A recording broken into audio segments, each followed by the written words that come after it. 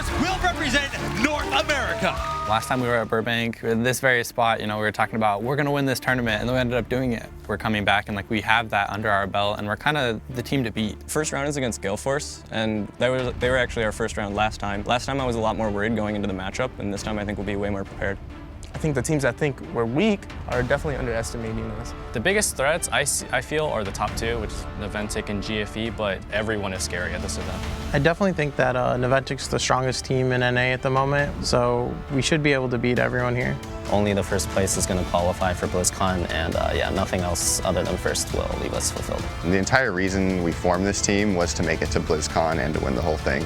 If we didn't make it to BlizzCon, it would be a soul-crushing moment, I guess, for all of us. Making it to BlizzCon is a dream for all players, and being at this qualifier and having the opportunity to play at BlizzCon is 100% my goal and the drive and the reason that I play this game. Everybody's looking to improve themselves really here. It's still kind of surreal that I get to come to places like these and compete at this level of competition. Yeah, there's nothing like playing on stage. Burbank's obviously super important. It's the first qualifier to get to BlizzCon. BlizzCon is pretty much everything this year.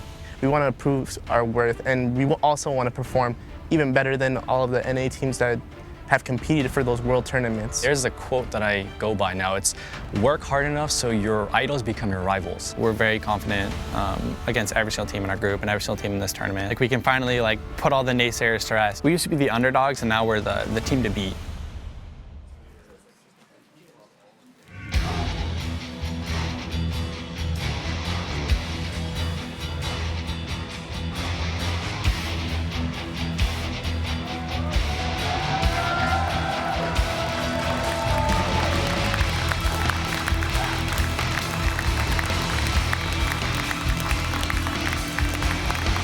Live from the ESL studios here in Burbank, California, this is day 3 of the Heroes of the Storm North America Fall Regional #1, as we've broken it down to 4 teams remaining here to find out who is going to be moving on to BlizzCon at the end of the season to figure out who is going to eventually be our world champion. My name is Kyle Aris, and along to the left of me once again here on the couch, I am joined by Dunk Train as well as Solid Jake. Boys, are you ready for our final day to find out who our champion is going to be? Absolutely. Exactly like you said, BlizzCon on the line here today. The first team to represent North America at that global championship.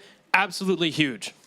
And everything's been shaken up. I mean, everyone came into this event saying, Naventic, Gale Force. We haven't seen them since Sweden, and they're the teams to beat, but they're actually going against each other in the semifinals, so only one can even go forward into the grand finals today. Yeah, indeed. It's going to be pretty interesting, to say the least, when it comes to that semifinal. We'll check in with that in just a little moment. Let's take a look at the circuit overall, though, here throughout the fall season to figure out exactly where we are at the moment. It is currently one team qualified for BlizzCon in Team Dignitas over in Europe, and across the regions we will see many a team move on forward into the Global Circuit Championship, which will be held at BlizzCon.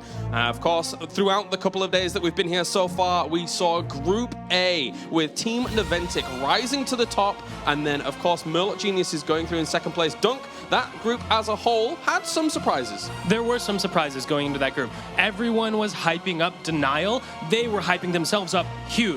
Did not make it out of the group, Killers. I think everyone was very surprised. On the other hand, Team Naventic stomping in that group, looking spectacular at this event. They are definitely the favorites in the semis. And then, of course, Group B rolled on yesterday as we had, well, quite the surprise indeed.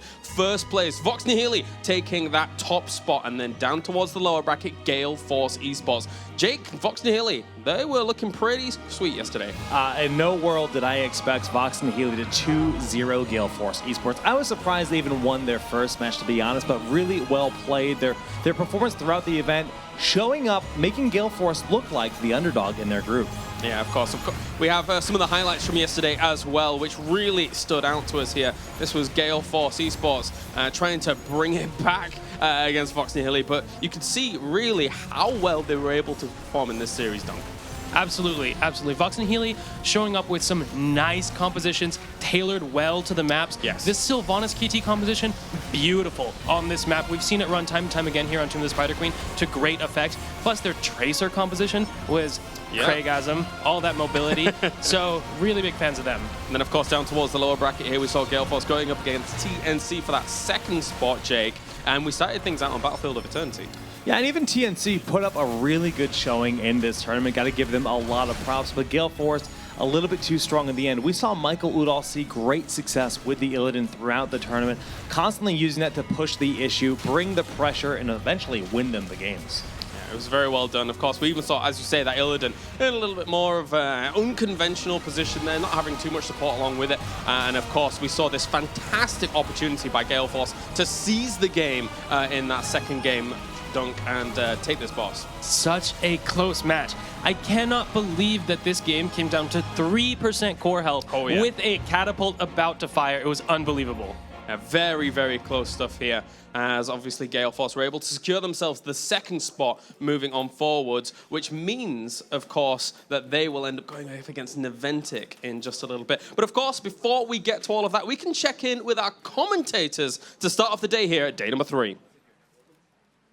Thank you very much, Caleres. It's Dreadnought and Gillyweed here with you guys for the final day of the Fall North American Regional. Dread, can you believe it? We have a rematch from the last North American Regional between Team Naventic and Gale Force eSports, but it's from the semifinals instead of in the finals. Yeah, last time we saw these teams go head-to-head in a major, Gale Force eSports beat Naventic 3-0. But this really hasn't been the best tournament look for Gale Force eSports, so we're going to have to see if they're able to do it today. We will see that. We'll be joining you guys for game number 1, but for now, back to you, Caleres. Thank you very much, guys. Our duo far off in the distance, beyond the Nexus, one would say, as of course they're a lovely pair, a lovely pair. So obviously, you know, they're looking forward to the series today with Naventic going up against Gale Force. That's kind of one of the big stories that we're actually seeing coming out today. One of them is not going to make the finals. Exactly. Nobody would have expected this coming to the tournament. I think if you asked anyone, it would have been, okay, Naventic gets out of the group first seed. Gale Force gets out of the group first seed. And then today, with the 1-2 positions actually playing in the round of 4, the last 2 champions, now one of them doesn't even make top 2 at this event.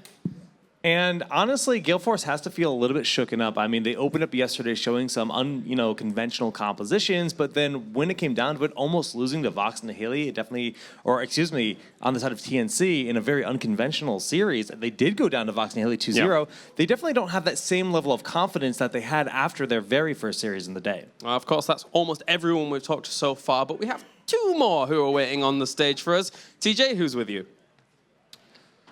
Thanks very much, Caleres. I am joined by Jay Howe, and we have some 6 semifinal matchups today. What do you think of the matches coming into today? I mean, the whole thing that we just heard from Gilly and Dread was about Naventic and Gale Force, the old dogs, the top dogs. But we've got some new blood that's going to be coming in when we look at Vox Nihili. A lot of new members, and then June over on Murloc Geniuses. So the new blood on one side, the old dogs on the other. I think there's a lot to look forward to all day long.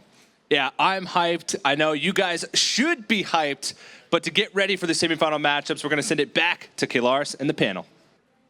Thank you very much, fellas. Of course, that was Jay Howe and TJ. We'll be checking in with TJ throughout the day, as well as he'll be bringing us all the interviews from the players as well. Doing a fantastic job as well, I might add. So, of course, looking at this down the line, you know, we've already talked about Gale Force and Naventic going against one another. What about the new blood on the other side, of course, as we're mentioning? You know, we're seeing Vox Nihili do very, very well. They're going up against Murloc Geniuses, who, to be fair, had a really good day 1 here in the tournament. Of the teams who played against Naventic, definitely Murloc Geniuses looked the best. Naventic just looked so good, but Murloc Geniuses actually stayed in those games. They looked competitive. All they have to do is clean it up a little bit, and I could definitely see them making it to the finals. And the other big thing when it comes to Murloc Geniuses is they're a team that has a lot of crazy compositions, and this is a best-of-5 series, so they're going to be going to weirder maps where Murloc Geniuses could have some of these odd strategies we haven't seen out of them, you know, basically revealed quite yet. And that's something that Vox Nihili has to be prepared for. I think they are, though. I mean, if you look at Vox and Healy's drafts from yesterday, they also had their own crazy strategies. So we might get to see some really wild drafts here in that set. Of course, that will be coming later on in the day. But for now, it's time to start talking about our first series of the day, our first semi-final of the day, and it will be a rematch of our previous regional grand final. It's going to be Gale Force eSports going up against Team Naventic. And what to say here? I mean, beyond the fact that this is a rematch from our last regionals, it's also a match between first place from the first regional in summer against first place from the second regional in summer. This is really Gale Force's opportunity to show that they deserve to be a top 1, top 2 North American team, because they won the last regional but stumbled in the international tournament, and they need to show up here and prove that they deserve to represent North America at the World Championship again, at BlizzCon, for the first time for them. That's right. I mean, as Dunk is saying here, Jake, obviously when they went to DreamHack Summer and took that 9th through 10th place, there was the potential that they would go further. They had a misplay, a big misplay against PBA, and that really cost them the opportunity to go forward. So they need to tighten the bolts a little bit. Yeah, they definitely do, and obviously they've made a roster swap. They brought in B-Kid, but even just looking at B-Kid, he's always been well known for his Murden. Murden no longer has that unstoppable honest dwarf toss, and in yesterday's games, we saw multiple situations where he felt like he could get away with a little bit more, and it cost him his life in a few of those fights. So they still have other bolts to tighten in their team. It's not just him. And if they want to be able to go forward versus Naventic, well, they're going to have to tighten them. All right, let's talk about Team Naventic, of course, the team that a lot of people have high hopes for coming into this tournament, and a lot of people are touting them as the big favorites. Here's Tomster, the newest member here of Team Naventic. Dunk, how has he gelled with the team, and what do you think about the prospects for the team overall? T-God has gelled fantastically with the team. I think we saw in those games from the first day that their team looked maybe better than ever before in their matches. They looked flawless. McIntyre played, Fan, taking over that melee role, played amazing in their comps, way better than before. So I absolutely love this pickup, solidifying how they draft and play. And as you guys just saw, T-God can dab even better than Michael Udall. He did well. He did well. Obviously, Naventic going into the previous season, you know, they got first at DreamHack Austin. They got second to Gale Force eSports during the NA regional here at Burbank. And then when it came to DreamHack Summer, they actually took 5th and 6th place, losing out to MVP Black and E-Star, admittedly two very, very strong teams here. Like, their prospects here are very, very high, one would say.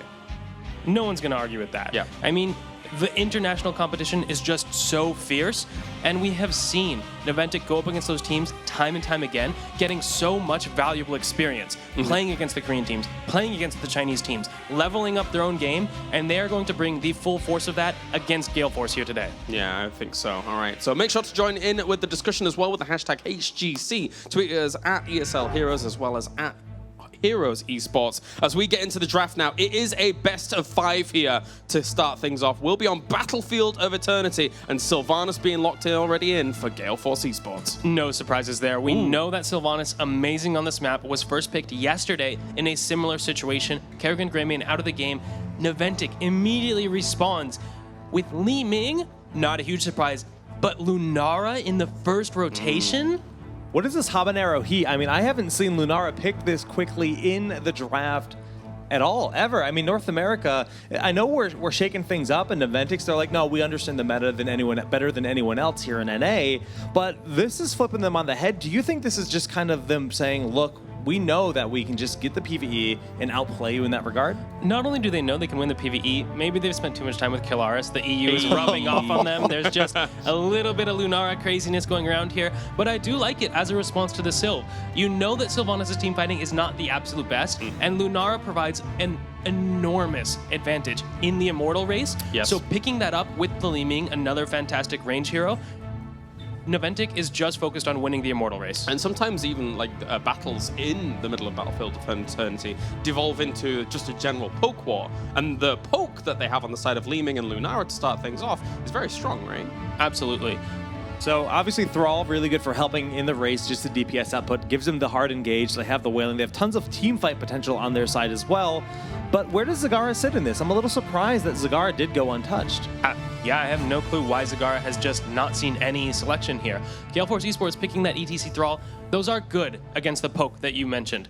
On this map, the middle skirmish area that turns into that poke war, Thrall has self-heal. ETC has self-heal. Both of those heroes can sustain themselves from taking mild poke damage, but Gale Force definitely is going to need a lot more. If Naventic can deny Rhaegar from Gale Force and force them to be on that solo Uther, I think that would be a huge advantage for them from this draft phase. Yeah, because they do have the picks coming up for themselves here, so Lunara will cause a lot of problems if Gale Force can't quite get the healer that they want. Jake, do you have any kind of thoughts as to where the bans might go here?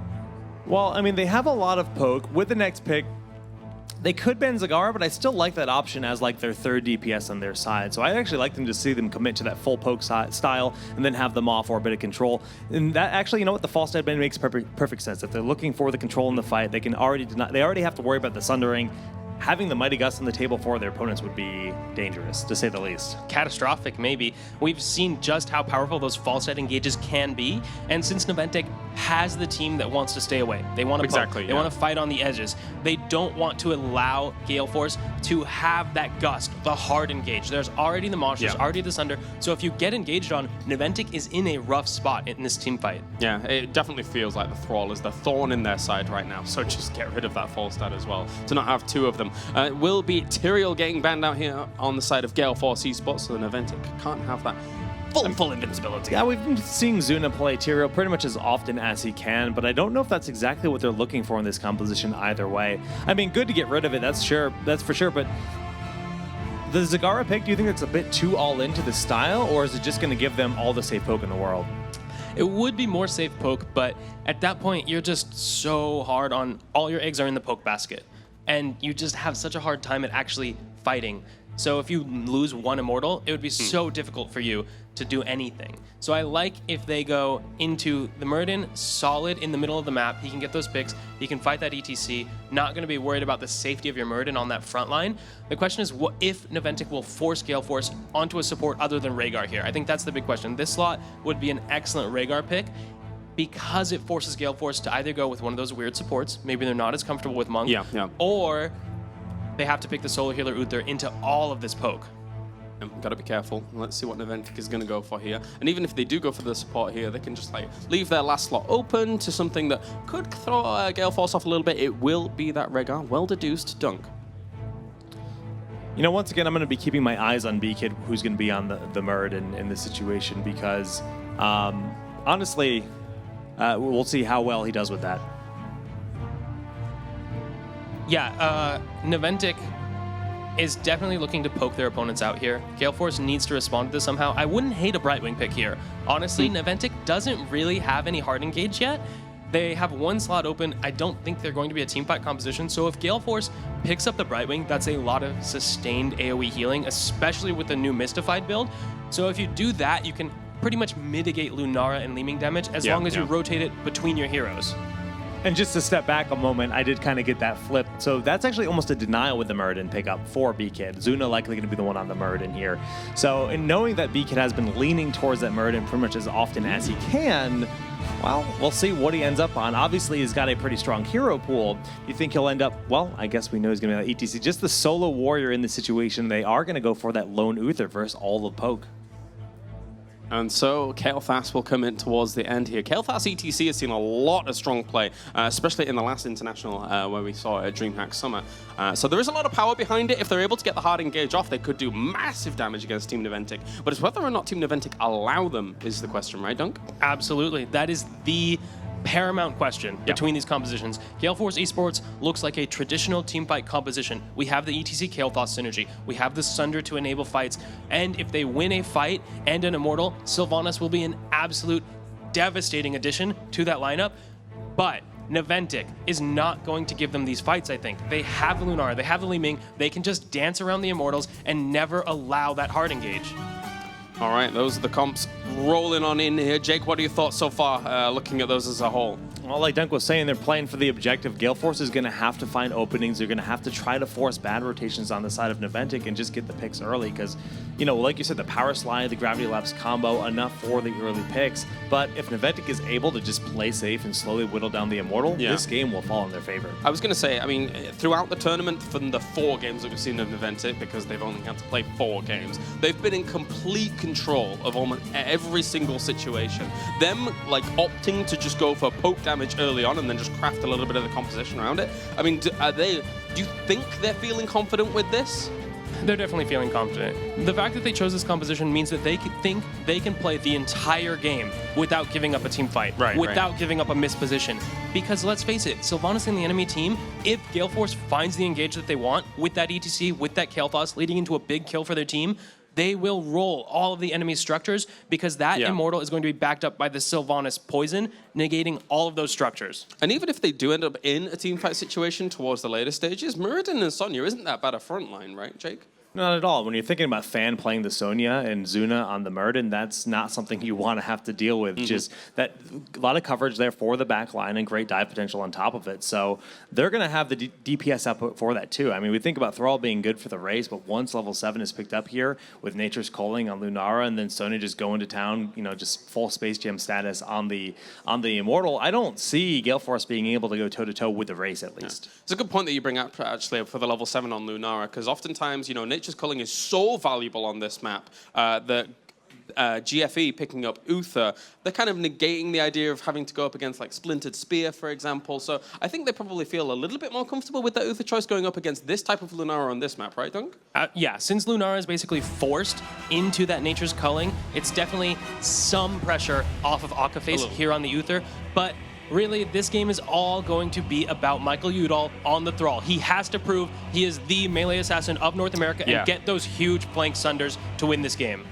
Yeah, if he's able to do that and force the issue here against Team Naventic, maybe that will yield them the win. Of course, this is the first semi-final. Who will move on to the grand finals here in the North American Fall Regional to find out then who competes for that spot at BlizzCon? All important because it's #1 from Summer Regional 1 going up against #1 at Summer Regional 2. The rematch from the second Summer Regional as we now head over to Jake and Dread to find out who is going to be winning. Thank you, Kylaris. Jake here. Just kidding, it's Gillyweed and Dread for our first game of this best of 5, all best of 5s today. And we're in for a treat because this is the first time we're seeing Michael Udall on Thrall. Now, Dread, I talked to Michael Udall, and he has been hard at work practicing his Thrall, but this is the first time we're really getting to see it. Yeah, it's since the Summer Global Championship, I really feel like Gale Force eSports has kind of understood that they can't get away with that triple backline style play that they've had for some time, so it makes sense that Mike has been working hard. But my goodness, 83% here on the votes. I don't know if this is a fan favorite or an actual prediction, but surprising to see it so heavy here against Naventic. I guess we'll have to see after the results of this first game how the votes continue to go. But don't forget to join in and cast your vote for who you think is going to win this best of 5. And already the 4-1 that's so common onto this map. The wave clear on the side of Naventic's not more dominant. It's not necessarily lacking, but just Kael'thas, Sylvanas can really make something happen. The upper lane's going to be rather stale as well. But for now, it's just if they can get any pressure, it's structural damage before the first phasing, and then who makes the proper rotation to the objective. And we always have to be on the lookout, too, for the ETC Kael'thas combination. BK, of course, will be anchoring around in that vent, trying to see if someone will step out just a little bit too far for him to power slide on. And Crowan is there too. Don't forget, guys, these are all best of 5s all day long, which is so great to have. And because they're best of 5s, we could see more interesting battlegrounds. We could even see some pretty crazy drafts. Yeah, my favorite thing about the best of 5 dynamic is more that we've had in the past where you get in those semifinals and maybe a little bit of a upset happens and people are like, you know what, this wasn't the better team. It was only a best of 3. Well, no longer can people say that. Whoever wins this is the better team. We'll be moving on to the finals for the first chance to represent NA here as we have the Immortals now going to be spawning. We'll see who gets the upper hand in the positioning as Gale Force does have a 4-man already onto it, but a decent deny as Zuna gets aggressive. Great dodge from Rafflecopter on the Stormbolt, and Zuna looks like he's getting punished. Oh, perfect power slide. There's the power slide gravity labs combo that everyone has to watch out for. Even somebody as tanky as Muradin is not safe from that combo, especially in the early game as we are at. Yeah, with the major adjustment that's happened to his dwarf toss as well, not being able to remove himself from the CC and dodge the power slide makes him more susceptible. Now Gale Force is 5-man moving into the objective. Naventic has backed out, cleared away. That will give them a bit of an XP advantage. And right now, Big Impact is just looking to try and spread his damage again. The panel brought it up very well about the points on how Lunara with the spread damage into the Uther, because Karazim was an option. So Big Impact needs to make exactly that, a big impact in this game here for Naventic. But the Wave of Light build that we see with Boundless Conviction 2 does help Uther a bit more, making sure that he has his cooldowns less dependent on that, right? So that he will have a Holy Radiance up a little bit more often to try to counter that Lunara damage. Yeah, and Raffle actually just had a really good play back-to-back there. He moved just a fraction of an inch before Stonebullet hit, not allowing the follow-up there from the Immortal, and then dodging to that orb from Tomster. Very good play coming out from them, as it seems to be a back-and-forth dance. Sylvanas is yet to get the barb shot, maybe losing her life, though. Fan does have the Ancient Spear, misses it, but he doesn't have Wailing Arrow for some time. I don't think he's going to be able to make it out, as the rest of Gale Force does get the pick onto Lunara there. She's going to be falling down, and they end up coming up with an early trade and the phase, which means right now Gale Force has a really big advantage, Gilly. Yeah, this position is excellent that they can be on the offense here. That means that Naventic has to come all the way in here, and as you can see, you don't want to do that with the potential of Gravity Lapse from Crowin. And the follow-up too, and back and forth. They take out Rhaegar again too, but Mike is going to get caught again, trading out their kills. Just an absolute bloodbath here already in game number 1 between these Titans of North America. We have a mana advantage, or no mana advantage for either team, as we see a heavy rotation for both the teams backing out, going to get the trade. Gale Force should be able to get this. They have backed out and play a little bit passive here, because Zuna's trying to get the delay as best he can, but Gale Force is going to be one who pulls away with the first Immortal phase here on BOE. But importantly, Naventic brought the shielding down immensely, and you have to do that when you know you're going to lose it for certain, because Gale Force has the Sylvanas. You can get more done. Here comes a big fight. Crowin and Akaface in a very tough position. They will both go down, and all of Gale Force eSports is just trying to get away at this point. Thrall probably will go down here. They've got Tomster in the back. Of course, she's out of mana, but they're still able to pick up a kill, and this means way less push potential along with that Immortal. Yeah, I was going to say, well, yes, Naventic was able to bring down the shields, but we have to keep in mind Sylvanas is on the side of Gale Force eSports, but when the entire team gets picked there with that orb rotation, getting a bit greedy on the side of Gale Force now, Naventic has pretty much negated any advantage that Gale Force had. Yes, they're going to be able to take out the front wall, but that could have been a possible fort at that point in the time. So Naventic here really understanding how to minimize the losses that they have all over the map. Yeah, that's an amazing play for them to be only able to lose those 2 towers instead of the fort. That's what you would normally lose to an Immortal like that, pretty much. So this is really great plays from Naventic, taking up their Bruiser camp fairly early on here. Yeah, really early on. I would think they might be trying to go for a double stack or a hard rotation here. I think they're gonna. I think you can expect Naventic to be looking for a gank. That timing is so quick that there's a reasoning behind it here, and I don't know if it's gonna be the bait onto the Thrall overextending or maybe just a hard rotation to bottom. But for now, Sonya's just capping it and allowing it to siege in the upper half of the map. This is an interesting choice coming from Naventic, because typically they are very proper with the rotations when it comes to the map objectives, and I mean a camp as valuable as the Shaman. Right. The normal thing to do is you pick it up right before you start the Immortal phase, so that your team has to choose between defending it or losing structures while they're fighting at the Immortal. They see Rafflecopter and Microbuto. Here they come. Raffle gets hit by the Stormbolt. Follow-up orb is there. Lots of damage down, but both Mike and Rafflecopter stay alive. Yeah, again, that was exactly what they were thinking. They were trying to make sure they could bait the camp out there, knowing their opponents might overextend. And I actually really love that 4-1 swap. They get the camp, look for the pick with the rotations, and they aren't losing any of the XP, still having Sonya in an advantageous lane for her. So Naventic, that was a really beautiful rotation on their side so far in this game, and almost got a pick on GFE with it. They did almost get the pick, and they definitely got the towers, which has tied them up in experience too. And of course, you always want to start taking down those towers, so if you can win an Immortal phase later on, you know that it will push onto the fort, which is a lot harder to defend. You don't have that gate for safety. Gale Force going with the more normal timing, grabbing these bruisers just as the Immortals start to spawn. And it's in a defensive phase right here, actually. Cleanse coming out onto Fan. He's taking a lot of damage in the skirmish. Zuna trying to be aggressive. Stun's going to hit after the Feral Heart onto the Rhaegar, but for now, the health bars on the side of Gale Force have slowly fallen here. The poke of Naventic coming into play thoroughly here as a Shaman Cam, keep in mind, still pushing into the bottom half of the map. And also use the healing ward, which is nice to be able to get them to throw that down and take it out, but everyone from Naventic healed back up. Gale Force is starting to go in with the push. Sonya clearing the wave in bottom again, so they're going to start to eke ahead in experience. Yeah, that was such a big wisp there coming out from the Lunara. Big impact, man. That was the real MVP. Such a beautiful rotation from Gale Force eSports, realizing Sonya's on the bottom half and they wanted to look to force. Now Thrall's going to be getting caught out. Mike Udall is one shot, but Zuna loses his life in the trade here, 1-for-1 for both teams, as Sonya is nowhere to be found still in this fight. Yep, she's gotten them a little bit of an experience advantage, but in trading out kills, again, these teams are neck in experience, and now Gale Force in losing someone. They are defending until they can see, of course, Beakid always looking for that pick. Crowin trying to stay up with him too to make sure he has the follow-up potential. He did get Netherwind too on Kael'thas, which means he can stay a little bit further back and still be able to follow up with the Gravity Labs if Beakid finds somebody to pick. Yeah, I think Gale Force is now just realizing they're in a very bad position here. Because they have the poke-style composition, they need to force now or they're going to lose the race of 10. Cleanse comes out onto BK, but a lot of damage on Mike Udall. The slam coming out from Fan. He does get the spin interrupted by Octopace, but it's not looking pretty right now for Gale Force, Gilly. Zuna has separated ETC from the rest of the pack, and he will fall. That's another kill for Naventic. They're trying to turn it and get Tomster too, but he does have that teleport build, so he's going to jump right back in and force the swap.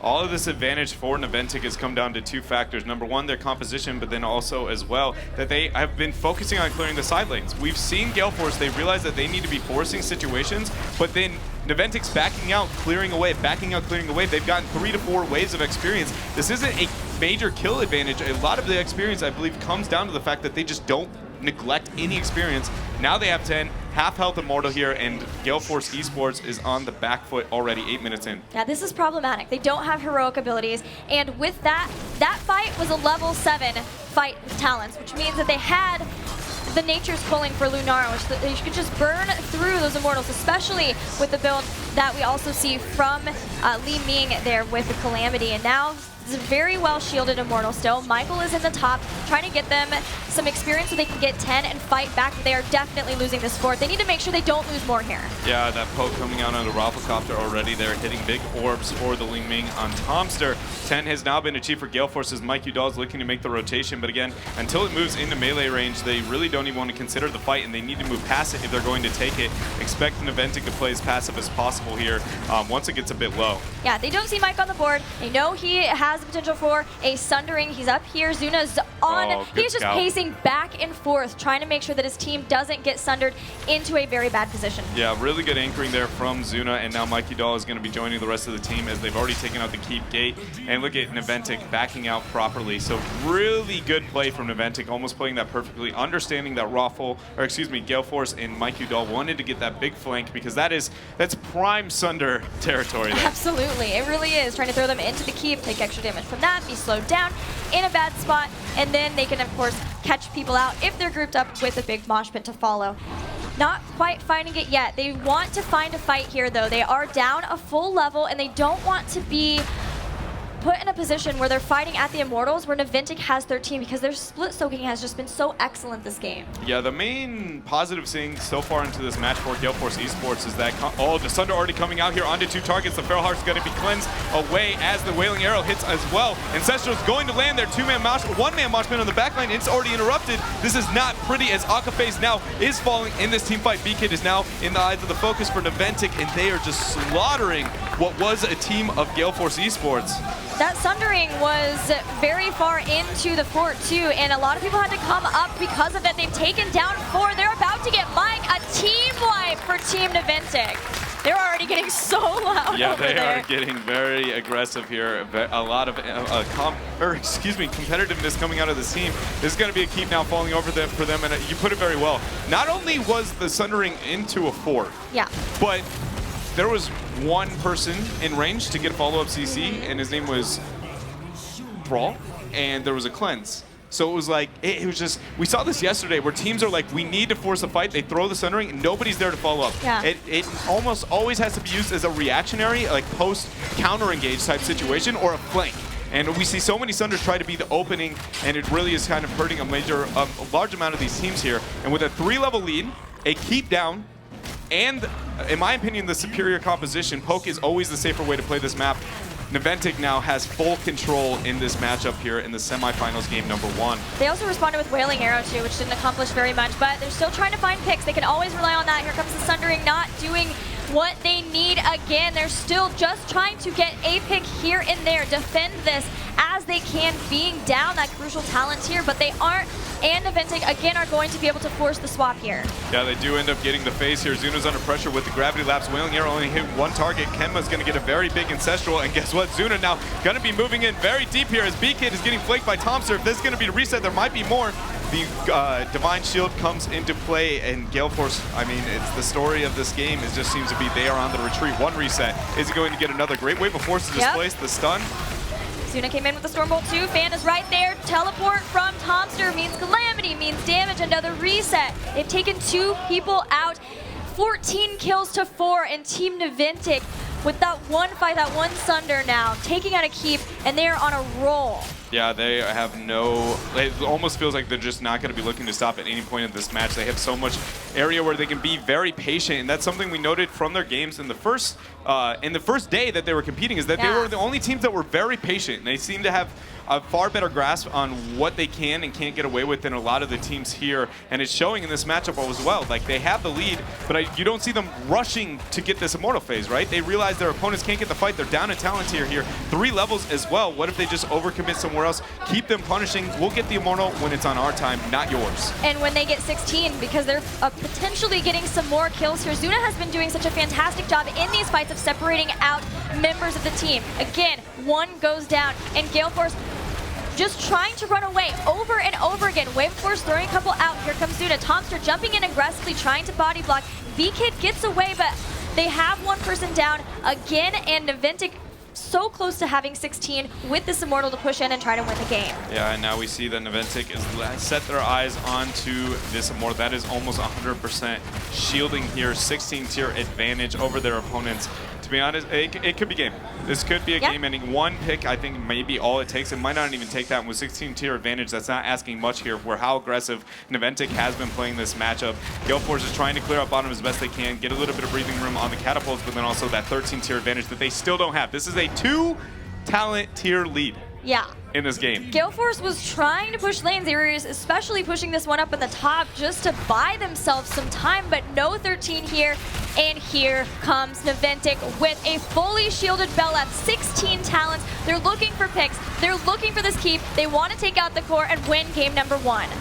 Yeah, and the lack of flank from Gale Force here, I thought that might be the fight that they try and take, because they really don't have too much of an opportunity here. Shields on the Immortal now falling to 50%, slowly getting a bit lower, but it's still in the ranged form. Zuna now getting the Dwarf Toss aggressively, not going to hit the Stormbolt, but there's not much as a counter response again for the lack of CDs. B-Kid does get the zone, but he's already losing a lot of his HP, and Zuna is not looking like he's going to back down. Just in his face, B-Kid hits the stun, Sunder comes out, only hits 1 target, and Cleanse was used. A lot of resources here. Naventic now looking to the core. Zuna used Avatar pretty early on as soon as he saw that the combo was coming onto him, and he is fully healed up, just being a menace to the members of Gale Force. The core now falling. Beacon with a Divine Shield. There's a big mosh pit, and they're starting to push people back, but it fails for them. They lose Kel'Thas, they lose Uther, they lose almost everybody. B-Kid's not even getting back to his base with a great wave of force. Another team wipe, and that is game number 1 for Team Naventic. Naventic, absolutely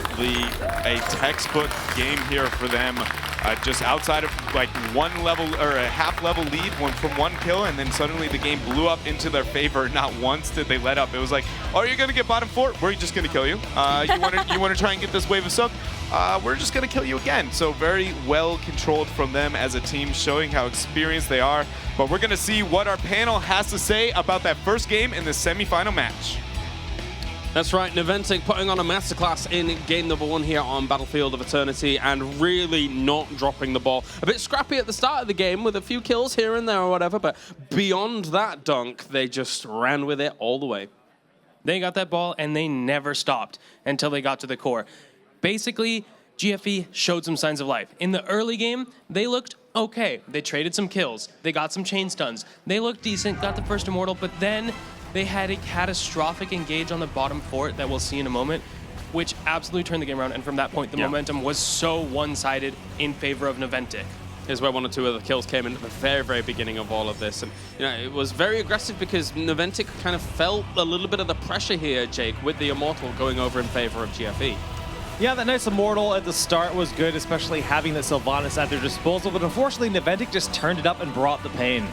Absolutely. Once they got that Immortal, GFE overstepped their bounds. They spent a lot of resources to finish off that Immortal, and Naventic calculated they would be there and absolutely punished them for it, mitigating all the advantage they would have gotten, leading to this situation where Gale Force was a level behind and felt they had to do something. They had to get back in the game. So they went for a Sunder onto Rhaegar, onto Lunara, pushed both back into the fort, Wailing Arrow follow-up missed, and they just could not make it happen. And just in general, I mean, it felt like the communication on the side of Gale Force wasn't there. We saw a few Wailing Arrows that hit a single target secluded with no follow-up whatsoever. Same thing with Sunders. Just the Sunders were constantly used in defensive fashion, not really getting them the initiation they need. Yeah, and this one was 4 levels down, all too much. It doesn't matter what level Mosh you're going to hit at that point. It's going to be difficult to deal with. I feel a sense of deja vu. If I think back to DreamHack Summer, and I think it was Gale Force going up against PBA, trying to drop a Sundering into a fort, and then from that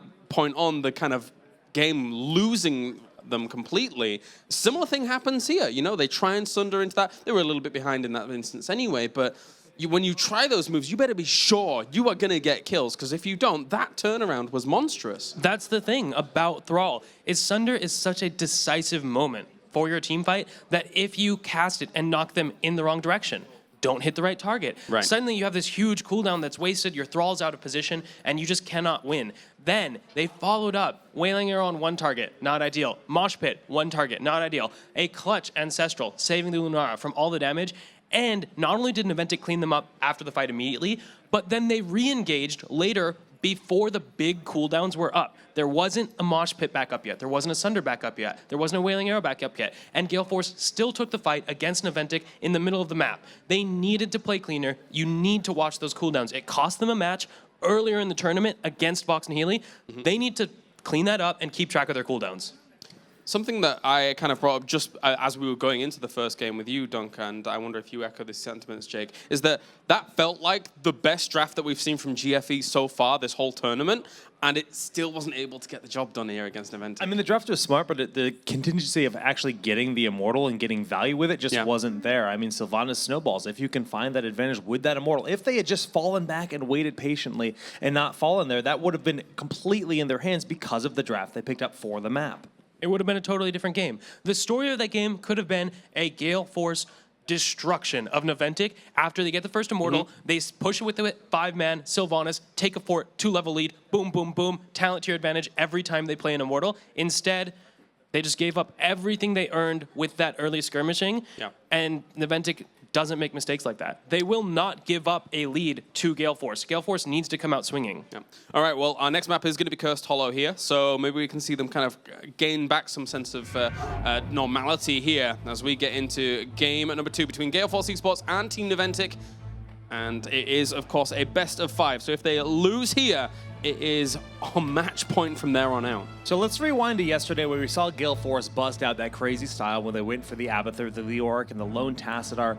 Bit unorthodox because that's not at all the norm for the meta, but they also played a very standard game here. But right out of the gates, they're going for Illidan because Michael Udall loves it here, so Naventic wants to scoop that away from him and just say, you know what, we have Fan, and he's better than you. That's what they're trying to say right now.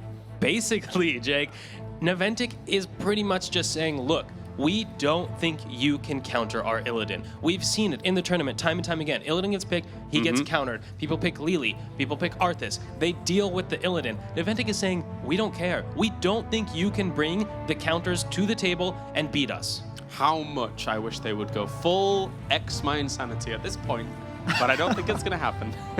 I mean, yeah, Greymane Tyrael likely going to be picked up here. They could go for someone else with that Greymane. We've seen Greymane paired greatly with the Abathur as well. Not quite the same effect as the Illidan, but at least getting the Greymane is nice. The ETC ban by Gale Force actually played pretty heavily into Naventic's hands, I would say, allowing that first pick Illidan. They do respond with that Greymane Abathur, like you were talking about. Good call there. I like that. I think the Greymane plus the Abathur gives you so much kill pressure in team fights, because if both of those Greymanes get on the same target, it can be devastating. The meta has shifted. I mean, Tassadar coming into play obviously always worked really nicely with the Illidan, but like, how many early TAS picks have we seen in this tournament? Maybe one? Naventic, though, they pick early TAS. They've shown this time and time again. Yeah. TAS is one of their best heroes. They love the extra HP that Tassadar allows you to play with. You can get away with such risky plays in situations you would never be able to go for with that Tassadar, especially once you get that perma shield. Once you get Tassadar's dimensional warp and he can refill his own health, he can dive with that Illidan. All right, actually, I was going to ask if Naventic was going to ban Uther, but it's Gale Force that opts to ban him here. What do you think of that? That seems a little weird to me. I don't feel like Gale Force should have been scared of Uther. Naventic actually is the one who kind of wanted to not allow Gale Force to get Uther because of that Greymane synergy. Yeah, exactly. When I look at these comps instantly, I think that, you know, when they start with an Illidan comp on one side and a Greymane Abathur on the other, the pieces that fit both of these comps from this point on, it's almost like you will get what you want, because they are so different in composition. So it's interesting that they would go down that path. Especially considering the support ban out, doesn't make a lot of sense. We've seen Naventic play Tassadar Brightwing. Taz Brightwing is one of the duo supports that just seems so powerful, especially on these big maps, utilizing that global. So unless Gale Force has a plan here to take the Brightwing, exactly what I was hoping they would do here. All right, so they've got Dive and they've got Global Lockdown, basically. I mean, this is False has been banned out here. If Naventic goes for Zagara, sure, they can respond to some of that global presence, but it's not like Rhaegar is bad right now, but taking that Brightwing away is definitely part of their plan.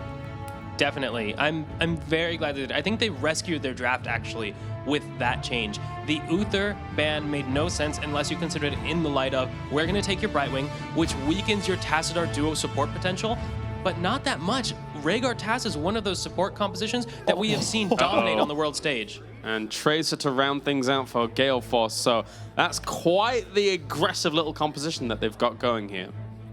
It makes sense to me. This is actually a position where I think the Tracer pick makes sense.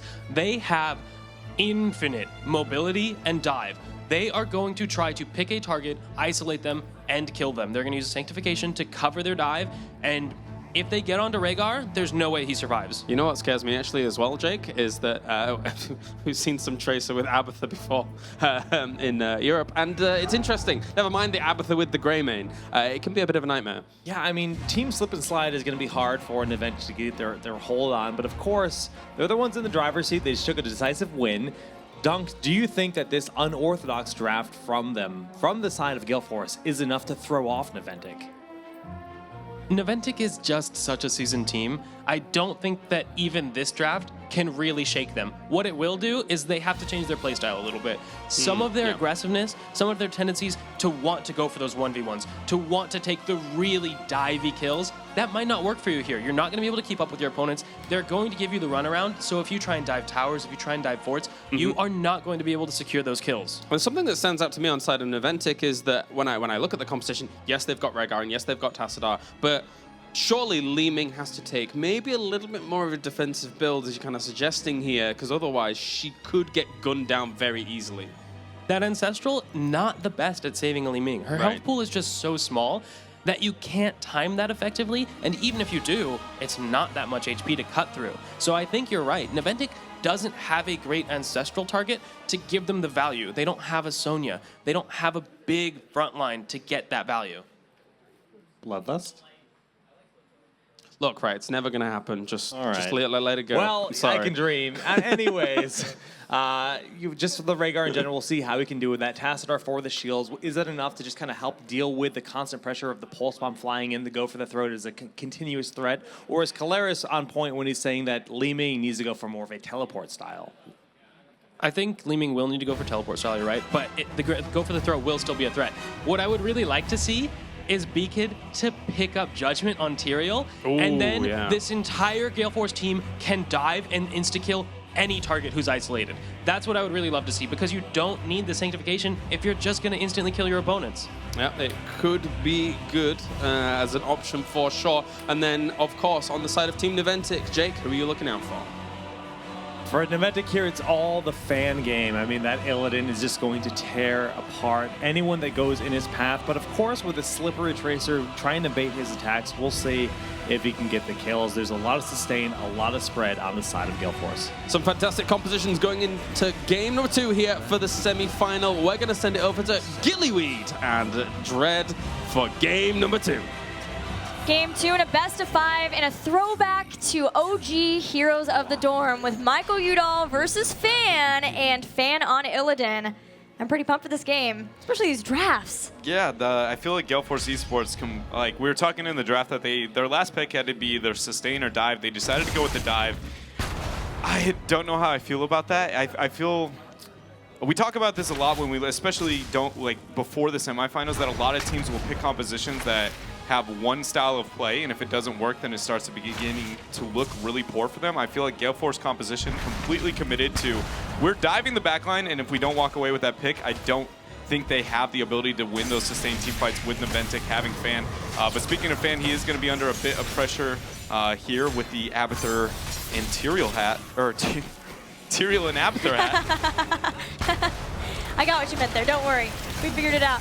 Yeah, Naventic with this very strong push in the top lane too, and they're trying their best to push that back as Brightwing and Greymane, but they have to keep Tyrael down here. They could try to soak with Abathur, of course, that's very, very risky this early on. You want everybody to be off fighting over a tribute or some other objective, so they'll have to do their best up there. They at least are going to have Crowan rotate up, and yeah, they're going to body soak with Abathur in the mid, it looks like, so that they can have more of a response to this top lane. Yeah, one thing when we look at the composition for Gale Force is that their team fighting, or their laning phase on the early half is not too great. Tassadar, or excuse me, Abathur, oh my goodness, characters are hard. Abathur is not very good in the early game. One of the best strategies you can always have against him is just sieging as best as you can into him because he can't move out for the lane soak, and then you can just get in there, get the pressure out, and he just goes, well, at best I can have a turret here and really can't help his team out too much. We haven't seen Naventic abuse that too thoroughly yet, but I think they're waiting for it in the upper half, hoping their opponents make a mistake. Zuna in that shrub trying to get onto Akaface possibly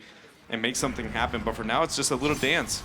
Crowan's waiting it out. You want to make Abathur be the defense instead of letting him be offense, where he's pushing very far up. Like if you start to take forts down while you have an Abathur, I'm watching Zuna here, seeing if he's going to throw out that Stormbolt to try to get the first kill of the game. As the wave pushes in, there it goes, hits Akaface. They're coming in, jump in from Kinma, and Michael Udall comes in to let Akaface get out of here, and they will sustain through that gank.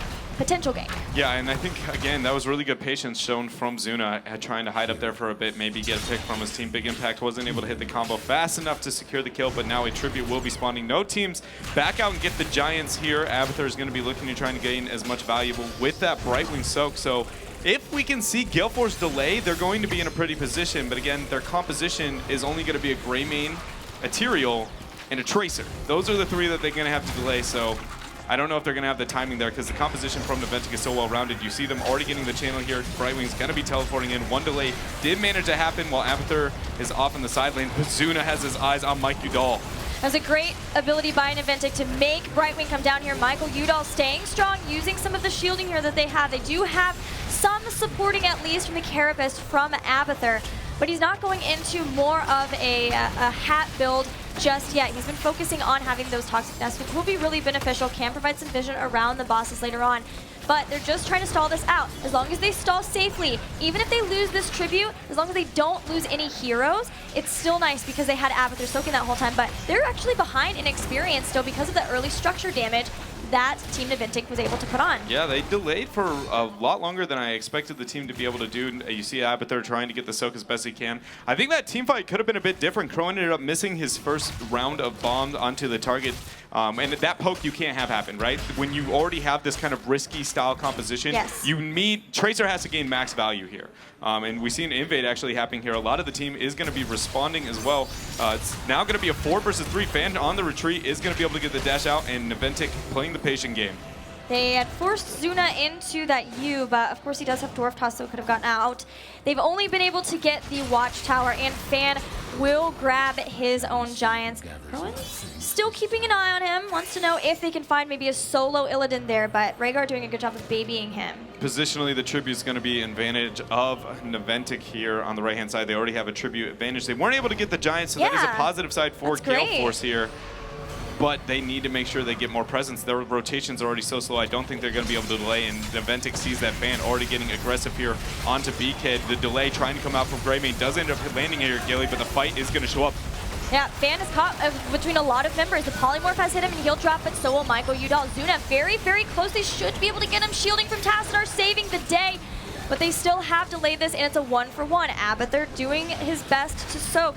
Bottom lane is pushed to Gale Force, or Naventic is sending a lot of people back to be able to hit wells so that they can get back into this. And positionally, that is better for them because Gale Force has to move a lot further back, probably giving this up if they want to do the same. Yeah, BKid's going to have to go in if he has any chance of delaying this anymore. Abathur had getting 2 spikes off. Very well done. BKid moving. Allowed Kenma to not be able to get that channel. They get another Tyrael Q in as well. The Sword's going to be able to provide a bit more delay, but this Tribute now falling over to Naventic. That'll be it. 2, putting Naventic on curse point, but Gale Force have at least gotten a little bit of an experience advantage. Michael Udall getting bruisers in the mid, and Illidan and Rhaegar doing the same on the other side. Again, Crowin is just trying to be as annoying as possible to these guys, along with there's the stick. Oh, that was so close to getting a pick there. Crowin now trying to steal the camp as well. Thompson getting the flank here. This camp will go over to Naventic.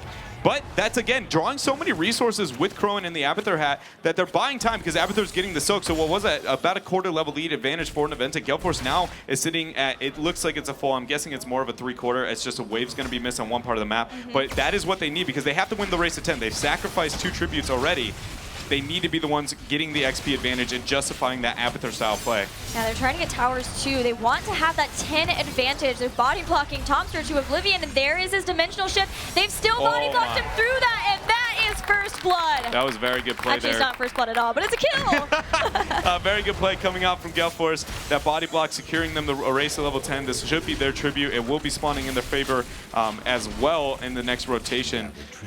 Here it comes. It's going to be spawning there again defensively. Expect Naventic to be giving it up. Maybe try and apply pressure on the opposite side of the map. Tribute's going to be falling 1-2 here. And Gale Force now has the lead that they needed. The draft that they pick is shown to be well thought out, and they're playing it very well. I didn't expect them to be able to do this that easily, and now they're actually Naventic starting the boss and realizing they can't take the tribute, hoping for an over-rotation, but Tracer's still in the area, and they back out safely. Crowin is doing such a great job making fans' life miserable. He is watching out for it. There comes Michael Udall jumping into, and Rafflecopter has cloned him, so we are seeing the double Greymane that is oh so terrifying to try to contend with, but they didn't get a kill. Naventic back out. They survive, and they're about to get their heroic abilities, and that's a cooldown that will be down for a little bit.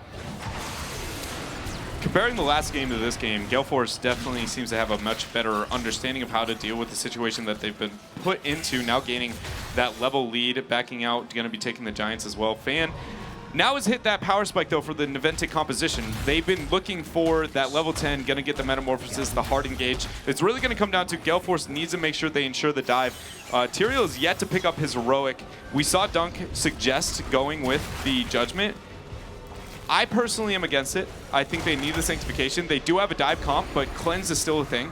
And it's still pretty easy to get off into the Judgment. We'll see if he takes it now with this brawl, breaking out almost a 2-level advantage here for Gale Force eSports. Brightwing is here, 7 seconds until the clone is ready. Crowin has found big impact. No pulse bomb just yet. They're trying to jump in. There goes Michael Udall, and Leeming taken out. They're continuing on with the fight, going after Zuna. Force Wall stops the aggression long enough for Naventic to get the heck out of there, but that will put it at 2 versus 2 for the tributes. That feel when Tyrael didn't even have to choose a heroic during that skirmish. He's still keeping on to it, going full Icona here with 2 levels past the level 10 threshold. It looks like now Gale Force eSports is going to be picking this up. The boss, we see Fan actually scouting it out on the bottom half here. No, instead rotating to the wave. So now there's a decent chance that they're going to be able to 2-man this boss. Well, they've got Abathur hat too, and Gale Force There we go. nearly have 13 for the next tribute fight. And with the boss, what's Naventic going to do? They're going to have to give a curse or allow this boss to take out the fort for free, giving Gale Force even more of an experience advantage. Great plays from Gale Force. Great shot calling. Yeah, they've done a very good job. After the skirmish, after the first tribute, it didn't look so pretty, but since then they've done a very good job punishing their opponent's fan, taking a bit of pressure, getting the dash out. Crowan gets the bomb. He metamorphoses the bomb, the aggression as well. Stormbolt's going to miss onto Crowan, and now it looks like Gale Force is on the retreat. Judgment is the choice taken here for the Tyrael. B-Kid is under pressure, and Judgment goes out onto Kemba. Everybody seems to be diving in, and he gets eliminated. Oh, he takes him out, and it's not done yet. Big Impact trying to get back, as is Zuna, but one more damage there. They take out Li Ming too, and Mike's still jumping on Zuna. They don't hit him with the bomb, but they will bring him down. And that's going to be a 3-man wipe, 2-level lead, a boss in the bottom half, and a curse coming into play here for Gale Force eSports. An absolute colossal tempo swing going into their favor here. They need to keep the pressure on. Abathur is going to thrive in these situations. When you have this big of a lead and you have the curse, Abathur takes that lead and just bridges the gap, much like Sylvanas can, right? On this map specifically, though, Abathur, he is just having a heyday right now, knowing that stacking the Giants as well. Gale Force here, I mean, you can't cleanse yourself, so just go for the puppy. I was thinking that exact thing.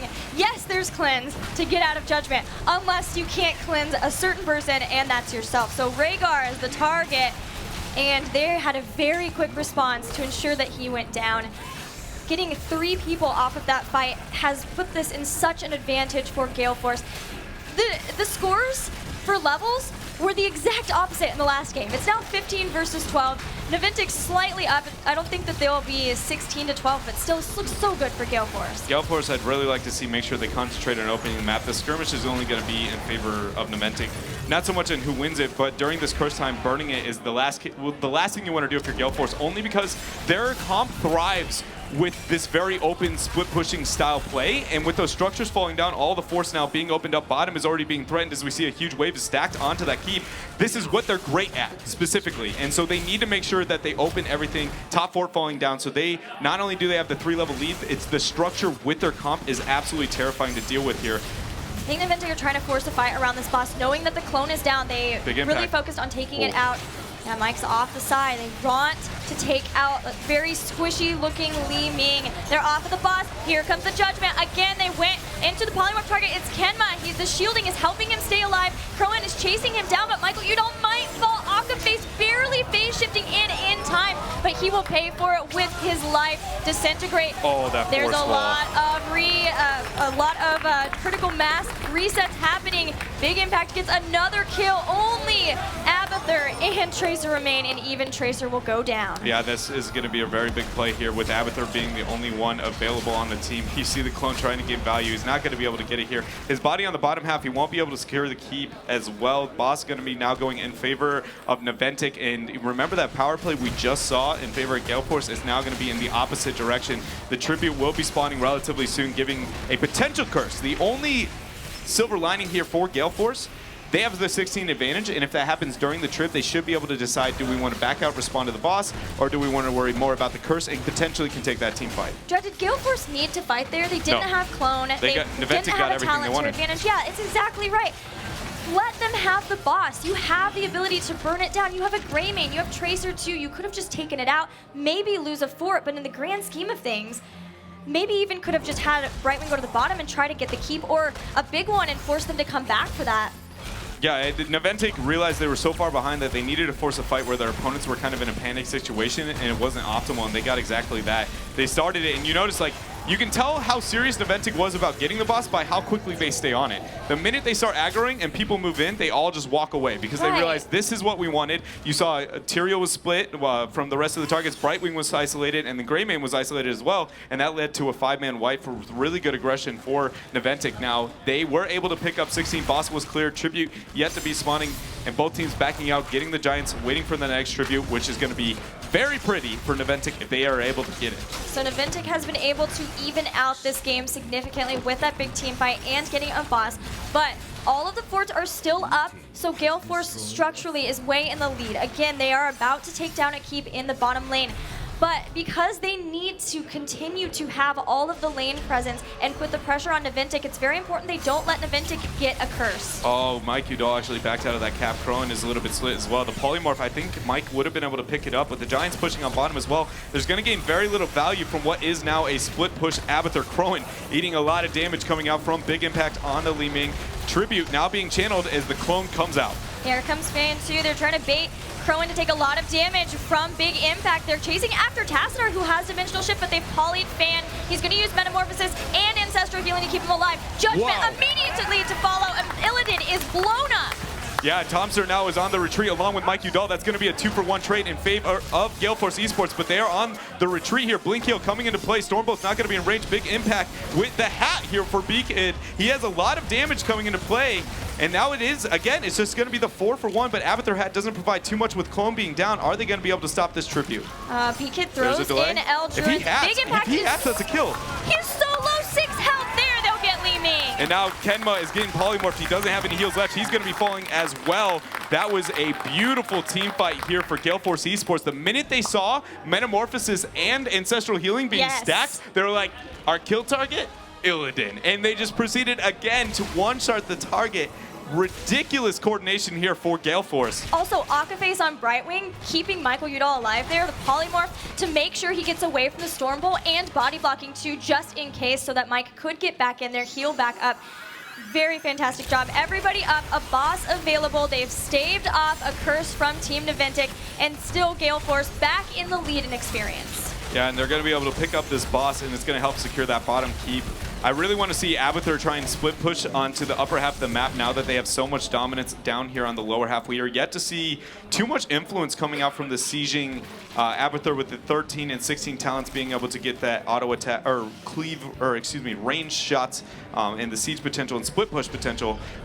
It's actually a bit strange. I was talking about this build yesterday with him, and he specifically like kind of gave me like a negative tone about it. So it's I want to talk to him to see why they're going to be busting it out, but they are now moving down with the boss for what could be the first keep of the game, and probably a tribute going to be picked up by the Abathur. Holy ground, so good. They're going after Fan again, and he will get stuck by the Pulse Bomb, forcing out Ancestral and Metamorphosis again. And again, the immediate follow-up from a Judgment, but they didn't have the Pulse Bomb for that too. Fan is going to get away for now. Yeah, Beakid is under a lot of pressure. If he dies, he does have his passive. That's going to be a Rhaegar falling down as well. Fan is trying to get the dance onto his backline. Now Boss moving on to the core. Fan is in deep retreat. The clone now has been removed. The shields are yet to be broken, and it seems like they're going to be backing out, taking this tribute, and Gale Force Esports getting first keep of the game, race to 20, and now tying up the tributes 2-2. And they definitely don't want to let Li Ming start getting those resets again. Really important to get back out. They took out a keep.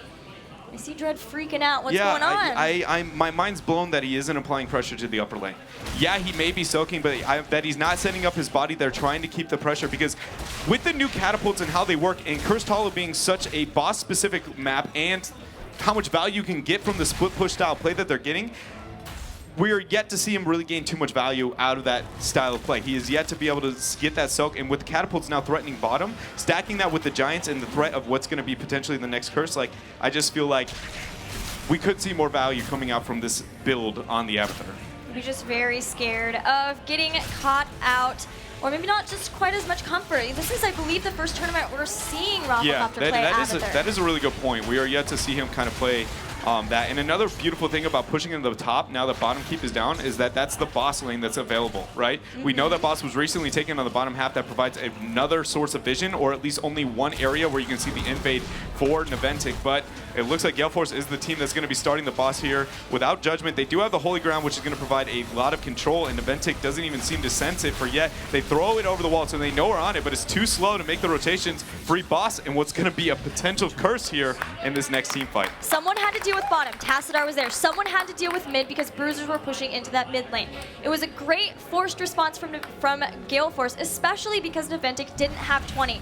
They were like, you can try to fight us here. We have Storm Talons.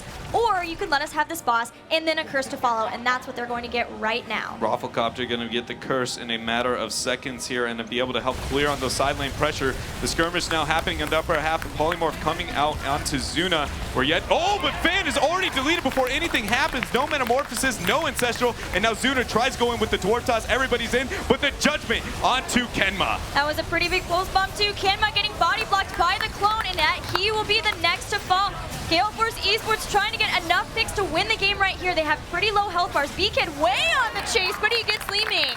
Yeah, and now with the boss being full health, we do only have B-Kid, Abathur, and Brightwing are the only tools to be able to siege minus the bots here, so focusing onto the bots is in their best interest. Brightwing now coming back with the health and mana, trying to get onto it. The shields just now being taken down. I don't think they have the damage to be able to stop this boss here, Gilly. The shields from TAS aren't going to be enough on the core. Yep, he is using Holy Ground to zone Zuna away, trying to keep Akabe's alive.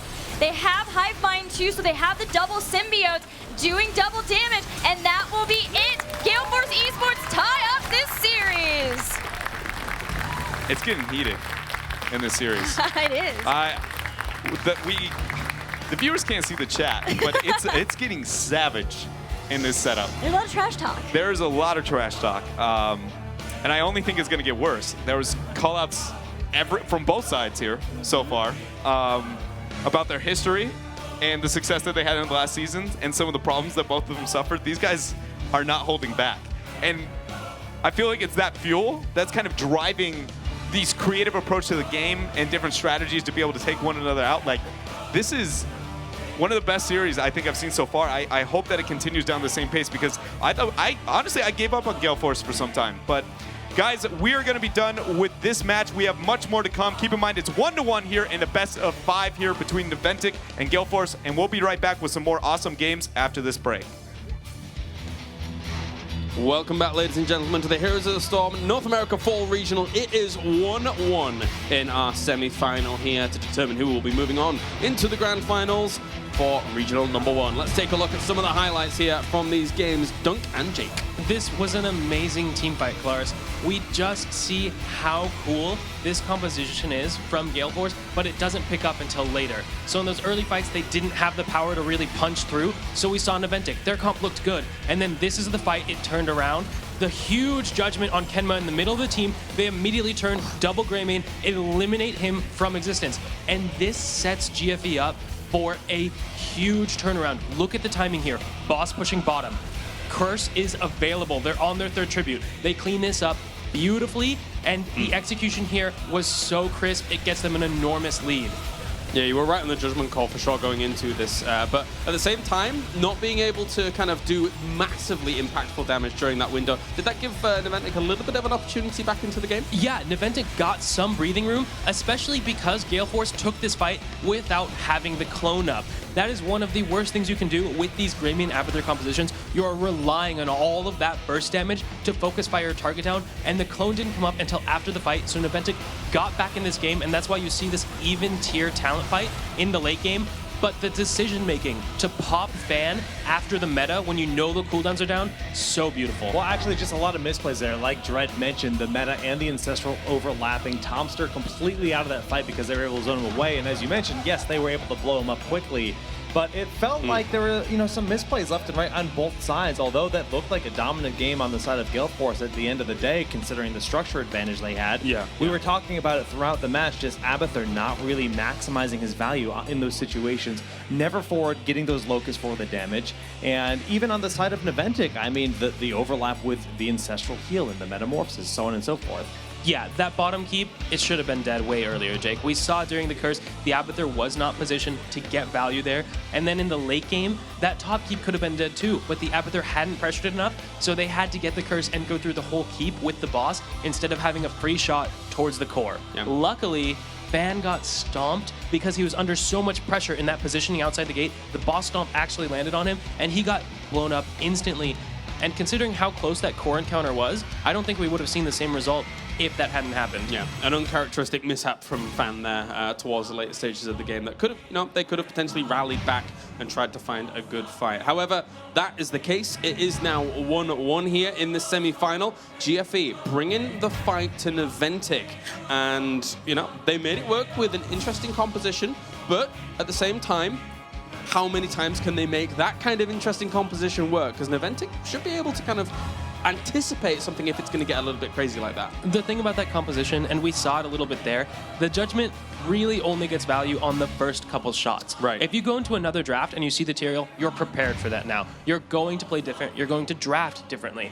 So Naventic won't get caught like that again, but the opportunity is there for Gale Force to pull out more crazy strategies.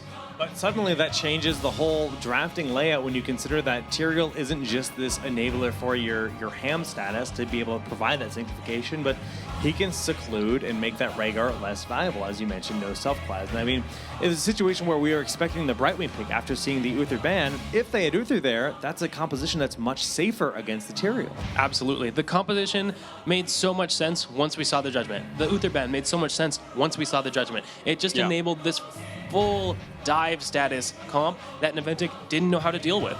All right, well, our next map will be Sky Temple between these two, meaning we could see some interesting stuff to say the least. The Illidan first pick there overall. If it was going up against any other composition, I think it would probably have a good shot there at working, but in this instance, not so much.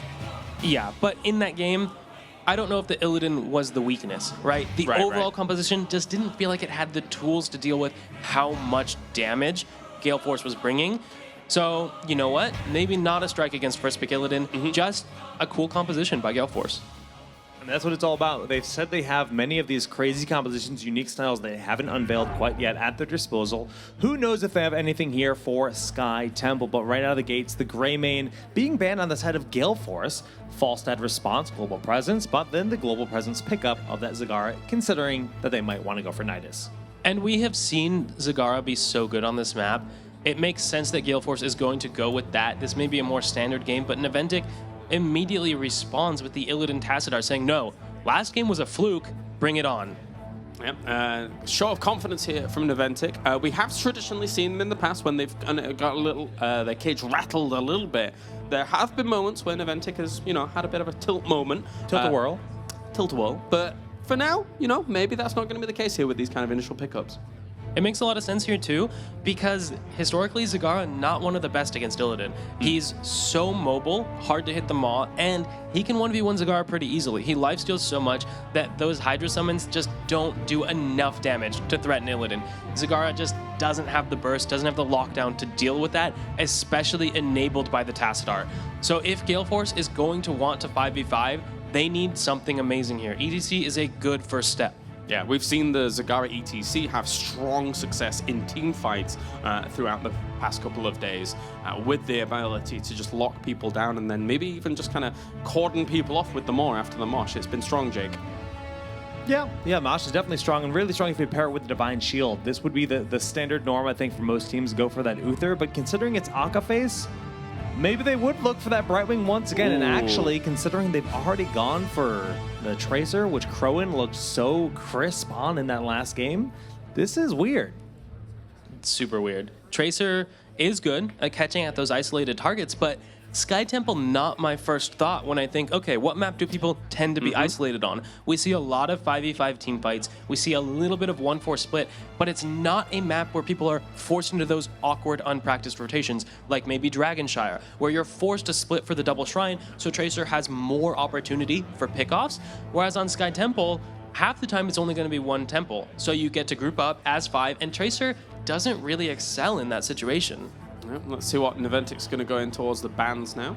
So on the side of Gale Force, there's no support lock potential here. Is there any kind of crazy mind game that Naventic can look for, considering they know they can get the support that they please? It looks like that's what they're trying to do. We see the Uther ban come out from Naventic.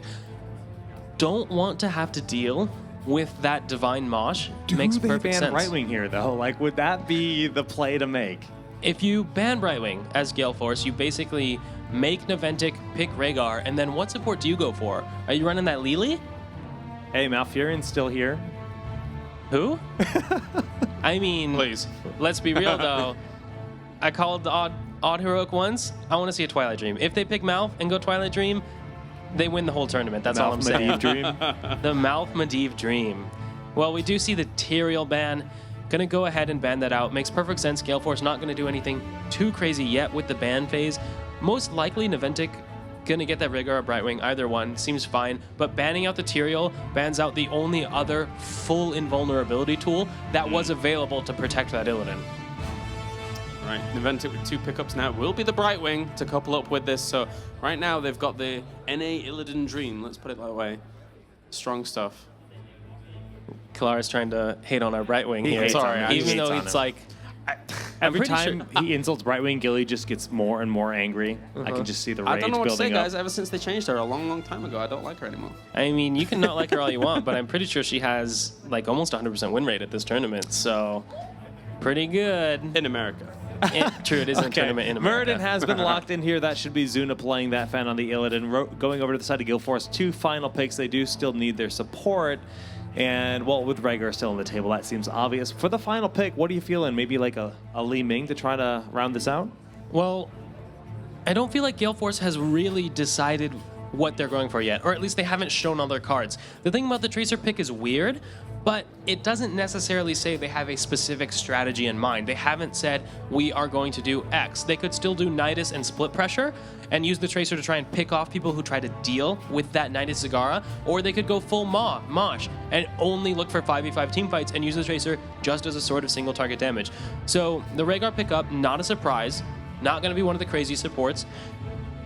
And it looks like they're leaving a lot of room open. I mean, we just have to see what this last pick is. Just do it. Just do Medivh. Just go. Just portals, mobility, everything. Just do it. I just don't see the synergy with Medivh here, unfortunately. It could be cool, but I'm curious if, I mean, of course, Michael Udall more than capable of playing the Tracer. Li Ming available for Crone if they did want to go for that. Other things on the table, obviously, maybe Nara? No, Anubarak, double warrior. The double warrior versus the double support. Well, it's pretty low damage overall. That is definitely a concern. Having a Nubrak and ETC, those heroes don't do enormous damage to Illidan, but they do enough. If they can get on the backline of Naventic, they can cause havoc. ETC, a Nubrak, just so powerful. We see that heart there from Crowan just being so beautiful into the camera. Is there any room for web wrap? Yes. Cocoon. Yes. Yes. If Illidan goes in far, which he is going to go in far, right? You cocoon him, and then you go on the rest of the team. They can't pop him out. Then how is that composition going to be able to get him out of there whilst you try and? I mean, Emerald Wind is their one trick up their sleeve to try to get that safety bubble for him. But that is definitely a cool option for them. It actually sort of fits in the theme, too, of what their last composition did. The Judgment, unexpected, allows you to isolate targets, kind of shakes up the team fight. After that first game, I'm not convinced Gale Force can take a totally traditional team fight against Naventic, so maybe they go for that Cocoon. Maybe they just try and shake it up, try and isolate targets. Kael'thas, though, I feel concerned if they go for that Cocoon and try and lock out Illidan so he can't play the game, and then you try to dive on this Kael'thas. With the Brightwing Tassadar, I think that Kael'thas is going to deal so much damage before he dies that you're actually going to lose the team fight even if you get a front-loaded pick, just because when Illidan comes out of that Cocoon, he's going to be angry. Well, my question for you, Dunk, is Tracer is obviously their only true burst with the Pulse Bomb. Does she try to save that to eliminate the Illidan, or does she try to go deep and look for the Kael'thas? What's the more valuable use of that ultimate? Well, given Gale Force's potential, let's say, to dive the Kael'thas, if they go Swarm, I would expect the Pulse Bomb to always be used on Kael'thas. And then you have Tracer and a Nubrak, dive Kael'thas, Swarm plus Pulse Bomb should be enough to deal with that, leaving ETC to sort of deal with the Illidan somehow. Now, if instead they go Cocoon, I think your whole team just turns and focus fires whoever the ETC can land a stun on. Yeah. Any target is fine. Brightwing can die there, Kael'thas can die there. You can even kill Muradin if you get the good CC, especially before Brightwing gets that Spell Shield Pixie Dust. Oh, yeah, and that can be a bit devastating for their plans, for sure. I think one thing that's interesting is from game 1 to 2 to 3 is that GFE have changed up their drafts as a whole. They realized, I feel, in game number 1, as you're mentioning, getting a traditional fight against what Naventic is bringing to the table is not easy. So they're kind of bringing a little bit more spice to the table. I'm actually really enjoying it thus far, Jake. I mean, threw them out of their comfort zone in that last game, and it worked brilliantly for them. That's exactly, if they don't understand the exact flow of the fight, if they can't just orchestrate this dance they've done 1,000 times, they're going to be a little bit caught off guard. Like you mentioned, the Judgment, a little bit of a trick there. Maybe this Tracer has something up her sleeve with that very early prioritization. Yeah, very interesting to see that come out that early in the draft. It will be Crowan once again rocking the tracer here. It is game number 3 between Gale Force eSports and Team Naventic. Dunk, who are you looking out for? This game, I really want to keep eyes on B-Kid on that Anubrak. Not only the heroic selection, but who he chooses to dive on with that burrow and how he utilizes his abilities will determine the flow of the fights. All right, well, thank you very much, guys, once again here as we are getting prepared for game number 3 on Sky Temple here in the semi-final. It's all tied up. Let's find out who takes the lead. We're going over to Gilly and Dreadnought.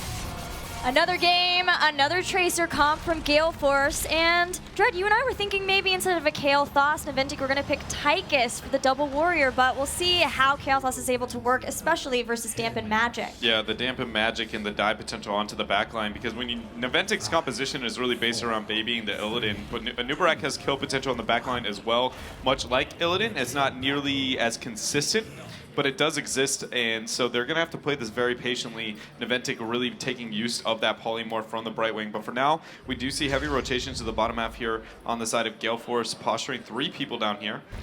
And it's really, I think Dunk put it well when he said that we have to look out to Anubrak. I think B-Kid has to be a very big playmaker in this matchup against that Kael'Thas last pick.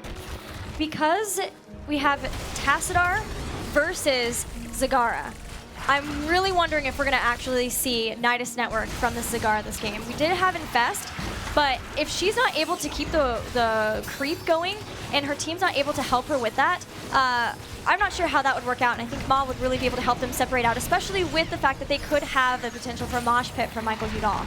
Yeah, Crone rotating down, just getting a bit of harass here, while Anubrak and Rhaegar just holding their own lanes respectively. It's a different laning phase. We've seen 2 actually really interesting laning phases from these teams rather than running like a 2-1-2 or that kind of 1-4 that we normally see. They're kind of going with this standoffy and just wait it out. It seems like a lot of the teams here are waiting more for the map objective than trying to gain an advantage with the laning phase. Zuno getting Dwarf Toss out of here, Gravity Lapse the zone, as well as the first shrines are now going to be spawning for both these teams. Naventic will probably leave Brightwing down here to try to contend with Zagara, push her back to her base, not let her get too much free soak damage, in addition to clearing out the creep, but they've already been able to force her to phase shift in as Fan is in trouble. Fan is under a bit of trouble, but so is Michael Udall here. He doesn't have a power slide out quite yet, trying to survive. He will end up falling down, and now Fan is on the chase, and Crowan as well, and is going to be on the retreat. Zagara has remained in the bottom lane the entire time, trying to abuse the Infest. Good body blocking here from Fan is going to lead to a free Gravity Lapse and a kill here as they try to trade shots. Zach getting a lot of value down here with the Infest, though. 2 kills on the warrior, and yes, Zagara has just about taken out 1 tower to help mitigate that experience lead that Naventic picked up with those 2 kills. Double warrior is not something that we have seen a lot from Gale Force. They played it a little bit yesterday, I believe. We saw Michael Udall playing Tyrael, but it hasn't been very much. Octobase gets hit by a Stormbolt. Zuna, good body blocks here. They should be able to get the kill. 55 damage. Oh.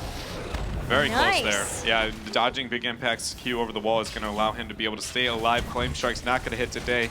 And then rotating top to try and get the kill, and now taking the shots on mid. Again, the trade here is real, but Zagara is still holding onto the bottom half. And actually a pick there in the middle lane, securing the kill onto Fan.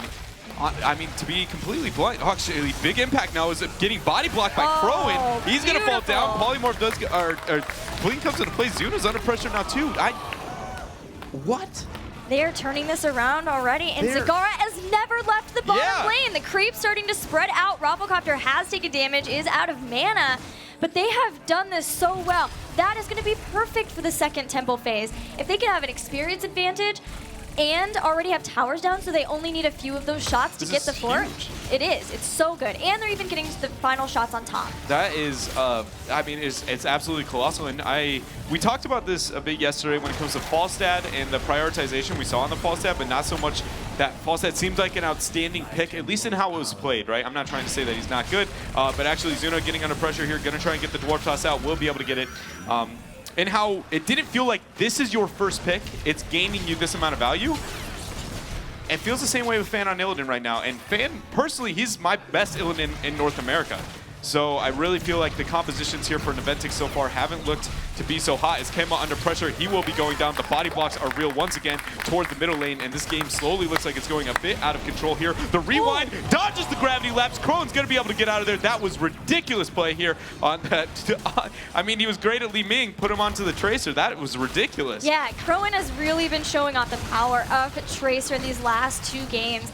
And I think we saw him play her one time in the last North American Championship, just giving us a taste of what was maybe to come at this event. But I love that they have saved this, kept it underneath, under wraps, if you will, until this moment. I really want to see Raffle removed from the bottom lane. They're capturing both of these camps at the exact same time. The Shrine's going to be spawning in the next 30 seconds. The Illidan, or excuse me, the Zagara in the upper half of the map with that Infest can gain so much value. Brightwing will be the only proper response that they're going to want. So you put yourself in a position to where you either draw equal amount of resources to respond to you and the Infest because Brightwing can't deal with you, or you get an even trade on the next Shrine rotation here for Gale Force. And speaking of Brightwing too, already in this game, we've seen Ken phase shifting in pretty early in fights. He has been phase shifting even from like the mid right up to Zuna. So if they're able to know that they can force him to come back really early, then Zagar could just run rampant up in top lane. So we see the rotation here with the Shrines are just now spawning, but bottom lane is going to be falling very quickly. Tomster is now going to be falling as well. That is not very pretty here for Naventic, meaning they're going to be giving up at least the first 10 seconds of shots. They are trading when it comes to the structures, but the experience advantage means the shots and the rotation here. Gale Force can now take their threat of the Zagara with the Infest towards the mid lane. Yeah, they are continuing to push the lane too, since they still have Mercenaries up the Death Bridge, which is normally very scary, but Anubarak and Rhaegar helping the shots along in mid, moving down, keeping ETC in the bottom. Fan and Brightwing are going to work on the towers, but it's just a trade since so are Gale Force here in the bottom. Yeah, the Knights are really helping out on the bottom half, but or on the upper half, but so are the Giants here down below. Shots are going in favor again towards Gale Force, so they're going to be in a pretty spot. Both teams now have pretty much mirrored one another, taking out the keep front wall, but Naventic's not done. They're the ones moving on to the actual keep here, trying to force a retreat from their opponents. The only advantage really for Gale Force right now is obviously they have the structure advantage when it comes to the forts, which is going to gain more value, and now they decide to start the boss when this is scary. Yeah. When their opponents get 10. They didn't do it with the 10 advantage. They're risking the boss here. I think they realize how risky it is. I guarantee Zuna's going to try and bait this. He will try and delay it as long as possible, forcing Naventic with Brightwing already onto the keep to try and make a choice. That's great damage that Brightwing was able to do. She can always phase shift in, and Tracer is on the hunt, trying to see if he can get a kill on this Brightwing, using Pixie Dust to give her the speed boost needed to get out alive, and they will safely keep the little fairy dragon alive. Definitely a misplay in rotations here for Gale Force when Naventic got the upper hand in that situation, even though they responded like multiple seconds earlier than their opponents. You never want to see that happen, so experience is now even.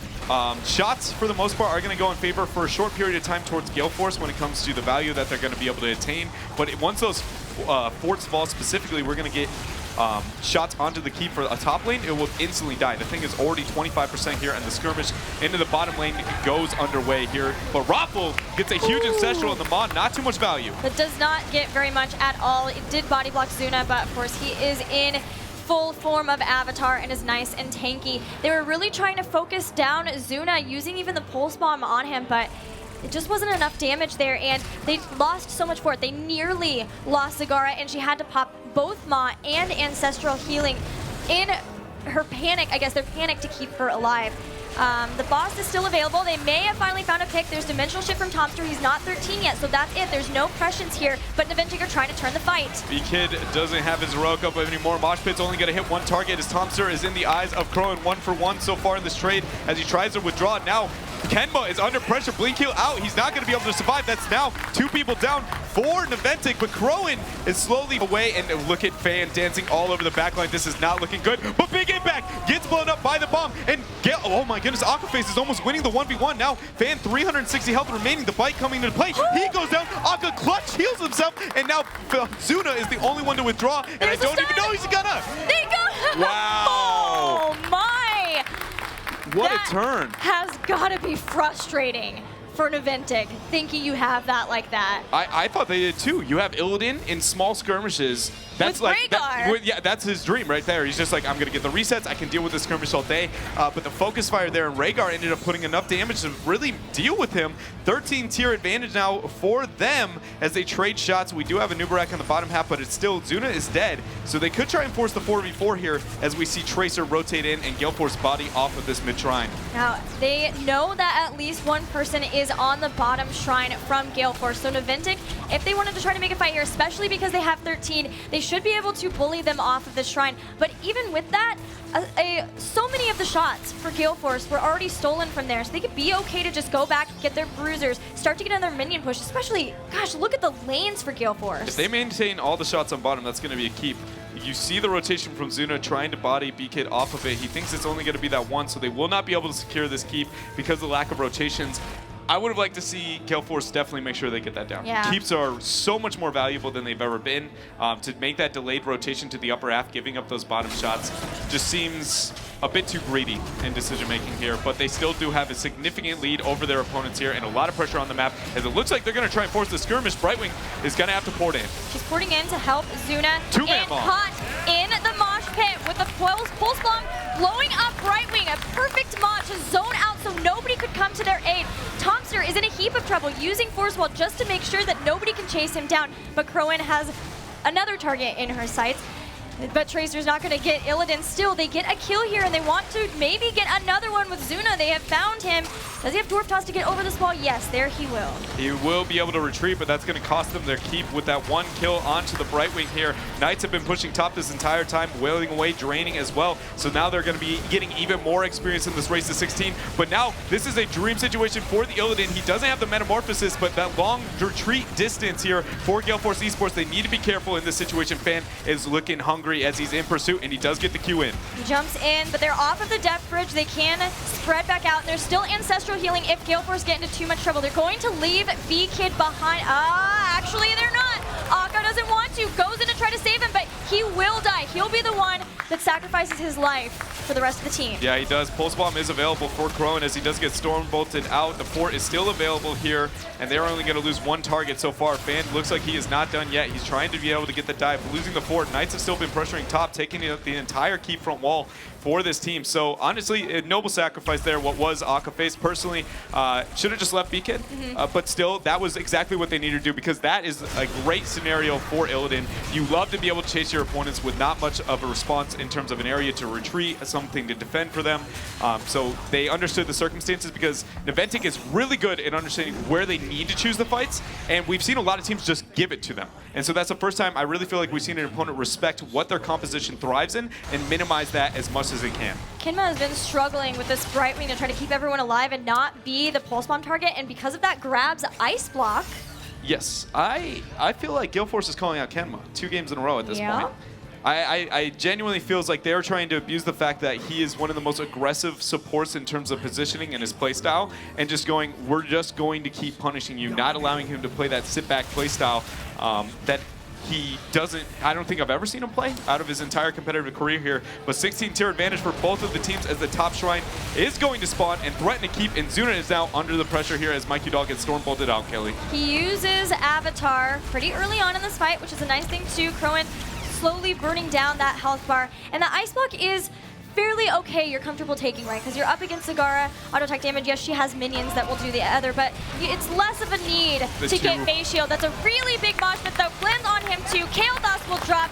There might be more too as they're chasing and forcing away Kenma so the rest of them can focus them down.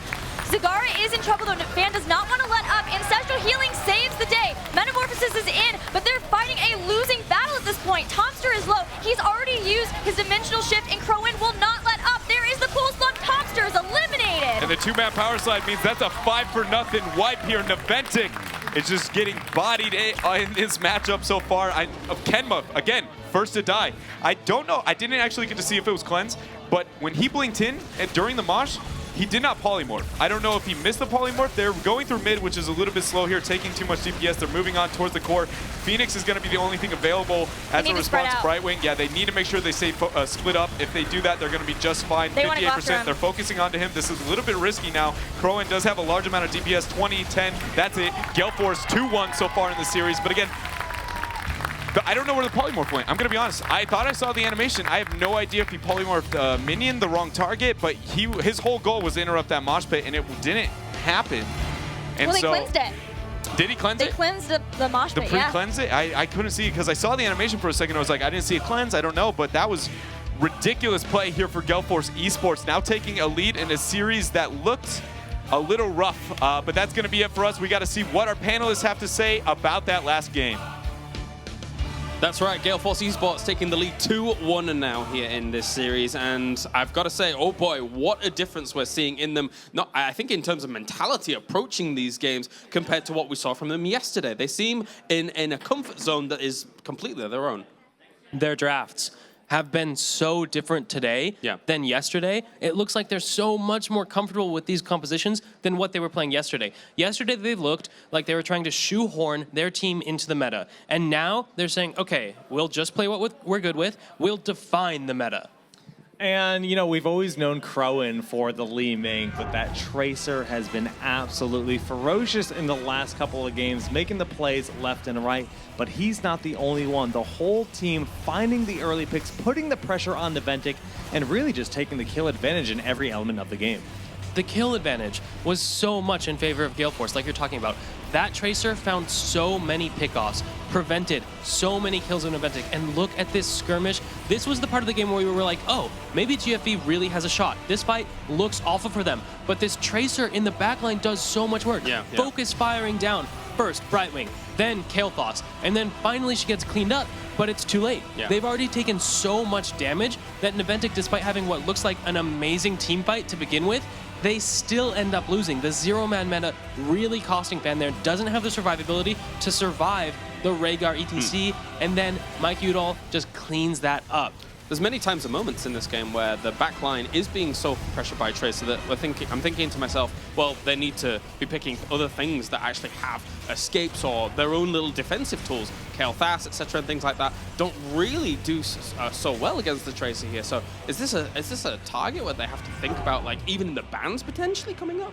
I think so. Crowan looked so good on that Tracer and put so much pressure onto Tassadar. Tass could pretty much never shield Fan on Illidan. He got no support, it seemed like. The Brightwing, not the best Illidan healer, even forced to take Ice Block, not the spell shield to protect Fan even more. You can't go into the front line as Illidan when you don't have a spell shield from Brightwing. You're not even getting Tass shields because Tracer's putting so much pressure on the back line.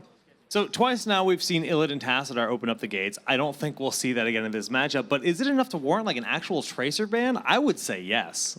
Yeah, not only does Naventic need to switch up their draft, they need to figure out how to deal with this Tracer. So either they can ban it, or they can say, okay, maybe don't use Illidan, maybe don't use Tassadar, but something in their compositions was the weakness, was the target for Tracer.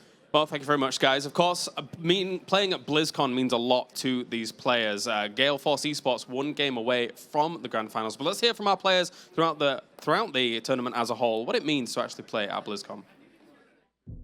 Qualifying for BlizzCon and winning this event would mean a lot to me. Since day one, man, our whole team's just been talking about BlizzCon. That's what we want. Winning BlizzCon, that's the goal. That's what I want, and this is a stepping stone to get there. If we win this, it means that we've made it to BlizzCon. We have months to prep for it. Getting #1 seed for going into BlizzCon makes you top 8 already, so that's a huge thing. And not just that, you don't have any stress coming into PAX. If we were to win and qualify for BlizzCon, it would be a huge deal for us, especially as a team being newly formed within 2 to 3 weeks. Going to BlizzCon would just be a dream come true. It's something I've always wanted to do, not only just as a player, but just the venue is amazing. So going there and especially competing in there would literally just be a dream come true for me. Only the first place is going to qualify for BlizzCon, and yeah, nothing else other than first will leave us fulfilled. Everyone on the team wants to be the best in the world. We want a shot to prove that we can try and challenge the Koreans, the Chinese. That's why I play the game. I want to be the best. It's extremely important to me. All right, into the draft here for game number 4, as we're already thick as thieves into it. Illidan gets banned out very quickly by Team Naventic. Talk about a switch up. So upset at that Illidan, you're going to ban it yourself? Do not want to deal with that from Michael Udall. Naventic, however, getting that first pick Kerrigan, widely regarded as one of the best heroes in the game, specifically on Infernal Shrines. Right, I mean, let's be realistic here. Banning Illidan, as nice as it is to deny it, Kerrigan is a monster in Shrine. So they just were able to say, Gale Force, you're giving us either Kerrigan or Greymane, pick your poison. And they're letting that Kerrigan through, but responding with a ton of control with that Uther and ETC. Surprising to me, actually, that Gale Force decided to ban Greymane here instead of the Kerrigan. Not only that, they skipped the Falstad pick. I can understand Naventic picking Kerrigan over Falstad on this map. It has so much value here, but Gale Force ignoring that hero that historically has just been first pick or banned pretty much every game.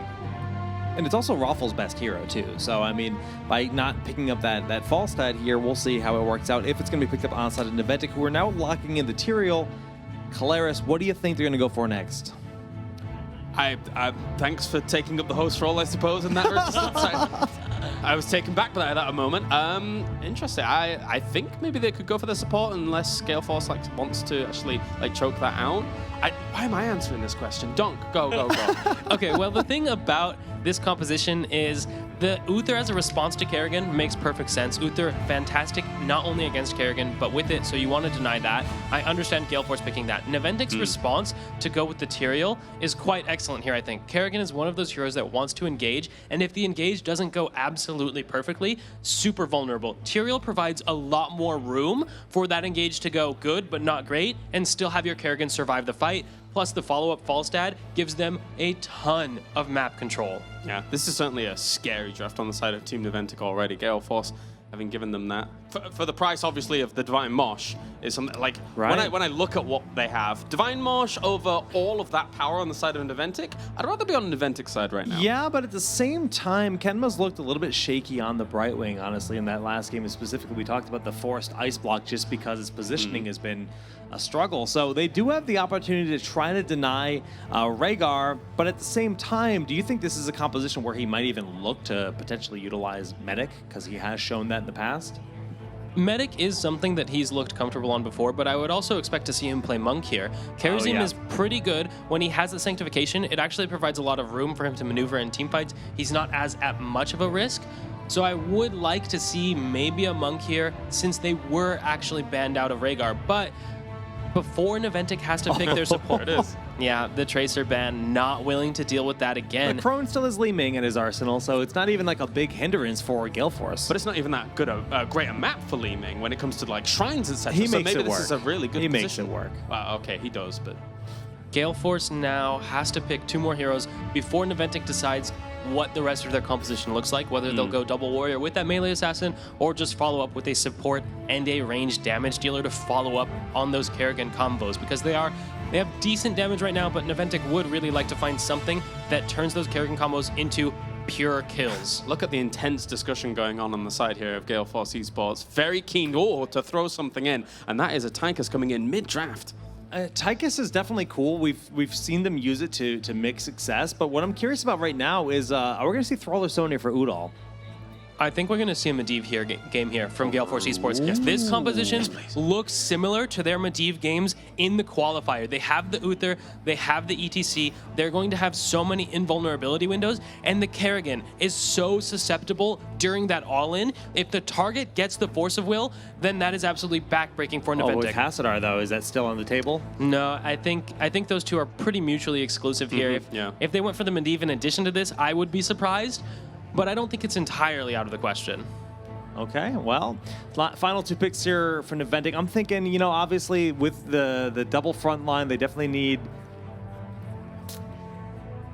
I'm torn on this, actually. I was going to say they need another one to go with it. The Kerrigan, the Tyrael can dive well, but I'd like to see Muradin, I think. But when I think about the roster of Naventic, I don't know that they have a third frontline player that can go with that, and I guess not.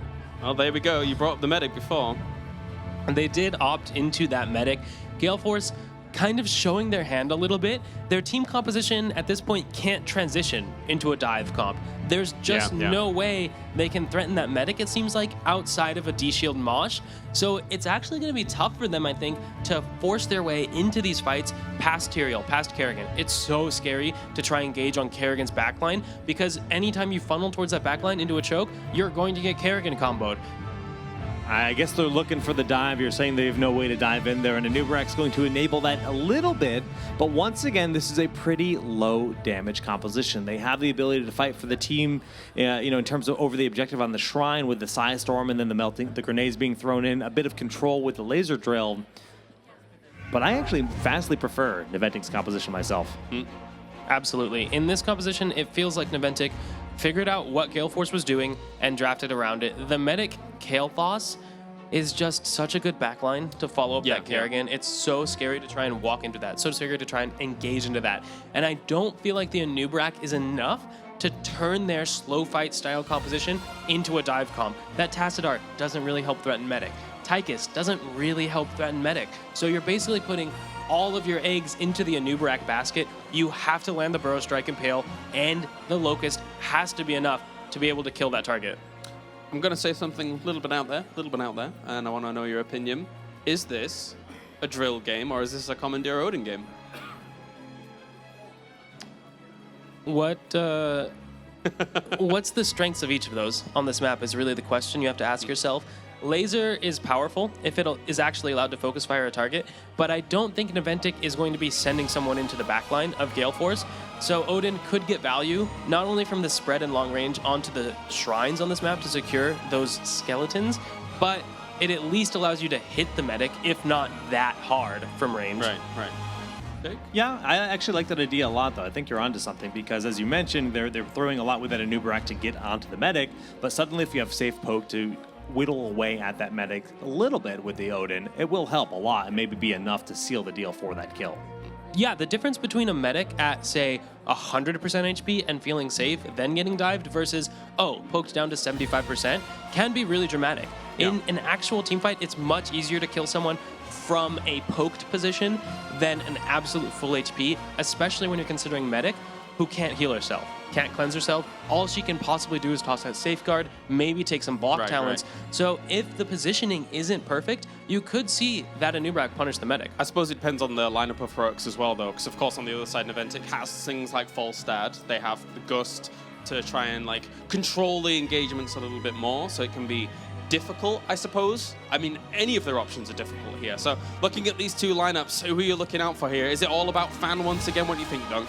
Not so much here. I think Tomster using that Gust to defend Kenma's Morales is going to be critical to the flow of these team fights. I'm going to be critical watching Rafflecopter on that Tychus to see what he can do. I have personally not seen him play much of Tychus myself. We'll see what he can do. All right, loving these compositions, always so varied up from game to game to game here in our first semi-final of the day. We're going over to Gale and Dread for game number 4. Thank you, Caleris. Game number 4 of this best of 5 with Gale Force eSports on match point here with a double support, double warrior composition.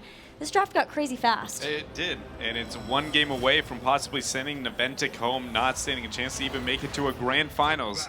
And we haven't seen that in a very long time. The fact that these teams are going head-to-head in the semis is just absolutely insane, as we are on a map that I typically consider to be a favorite of Naventic's. I think they're definitely in their home territory. The medic pickup is one that we don't see very often, but this is one of the situations where I greatly approve of it. Whenever you have Tyrael and Falstad, there's no way you're going to be under pressure. And as I say that, Zuna does take a bit of harass, and Mike Udall is going to be the Kerrigan combo. The Tash Shield's going to come out, but it's not going to be enough. He loses his life, and now already a first blood here for Naventic. Yeah, Naventic want to try to get those kinds of picks early on, not only to get ahead in experience. It's really important that you're able to do that, because that means you have a distinct advantage for every single objective phase, but for morale's sake.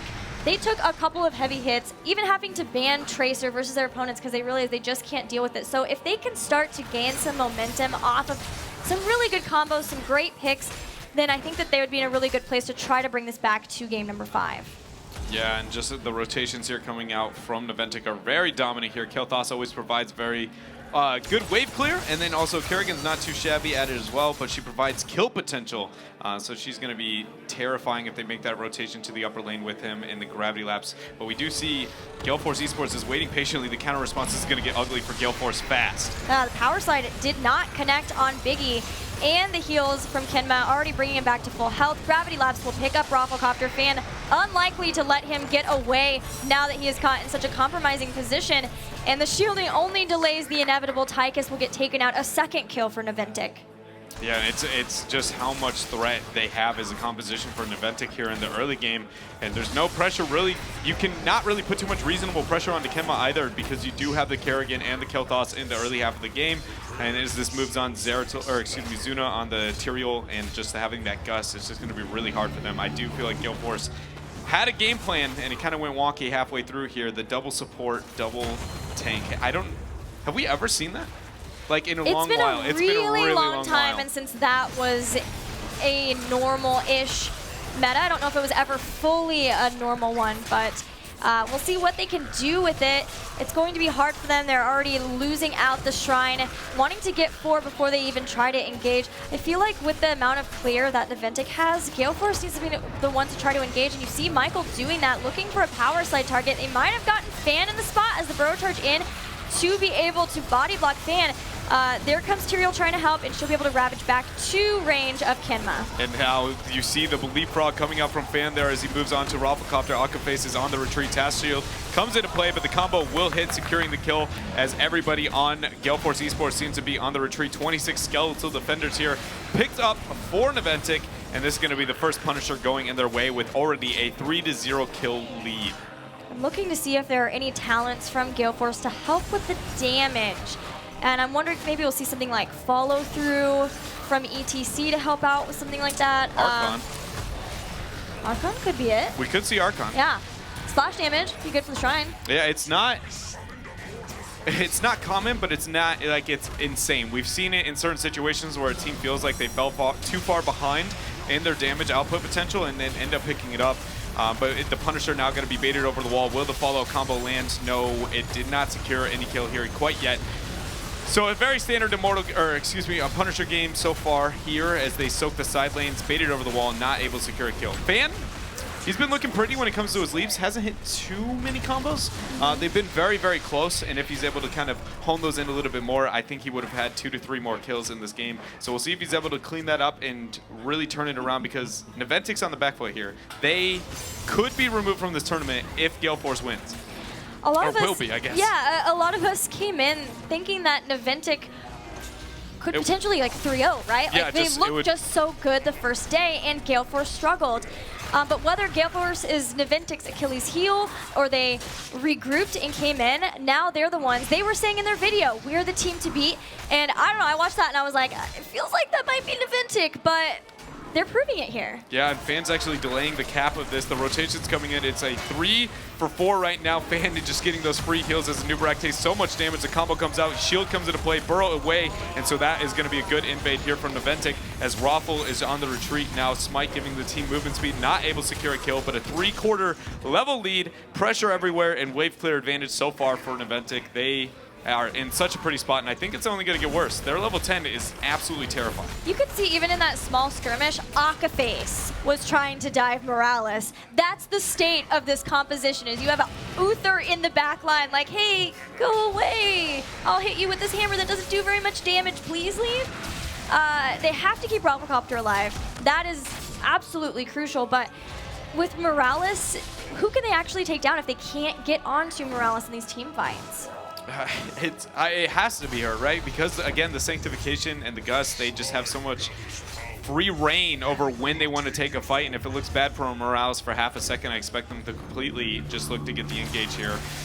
But now we do see another Punisher spawning here on the bottom half, a level 8 and 3/4 here, as the Shaman camp for Gale Force is going on the opposite side of the map. This is a great position for them just because they know they don't have the Shrine control. You already see Naventic has managed to pick up 10 of the skeletal defenders, and now they may feign the rotation down because They need to do something. They've been the reactors this entire game. You see Naventic still already being aggressive. They're capturing the Punisher, and they're clearing, and they're making a rotation. Right now, Gale Force seems to be stuck on what their answer is in this game. Yeah, even if Gale Force gets the fort here, they're still going to lose out on this because they're not going to lose, they might lose towers to the keep. And Rafflecopter's going to go down, so they trade out kills. That still is a pretty spot for Gale Force.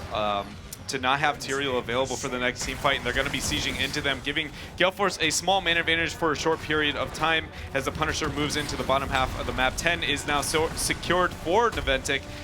No surprising heroics coming out. Medevac dropship was what's picked up here for the medic, giving her even more survivability if she's able to get that off. Here, the Punisher going in, baited over the wall by Mike Udall. Combo coming out, not going to be able to make anything happen with it quite yet, and they're already taking out the keep from wall. If Kenma gets into Medevac dropship, even if somehow somebody gets on Kenma and they're able to catch him on Morales, and then he gets into Medevac dropship, can they even burn that down before he gets out damage? Maybe if I think so. I think so. If they have Locust Swarm, Locust, like, Anu Barak does a lot of damage. Okay. The only problem is he only does a large amount of damage on his initial cooldown rotation. And I fully expect that if he even gets a optimal rotation, he'll have already used everything. There will be Saints. There will be something as a response to say, all right, that's not our fight now. And then they'll wait because his cooldowns are going to be down. Laser's a rather big one. Tychus is really their only main source. I would have really liked to see... I think I would have really liked to see the Archon. I don't think they're going to be able to zone over the amount of control that we see, but Gale Force is trying to force again.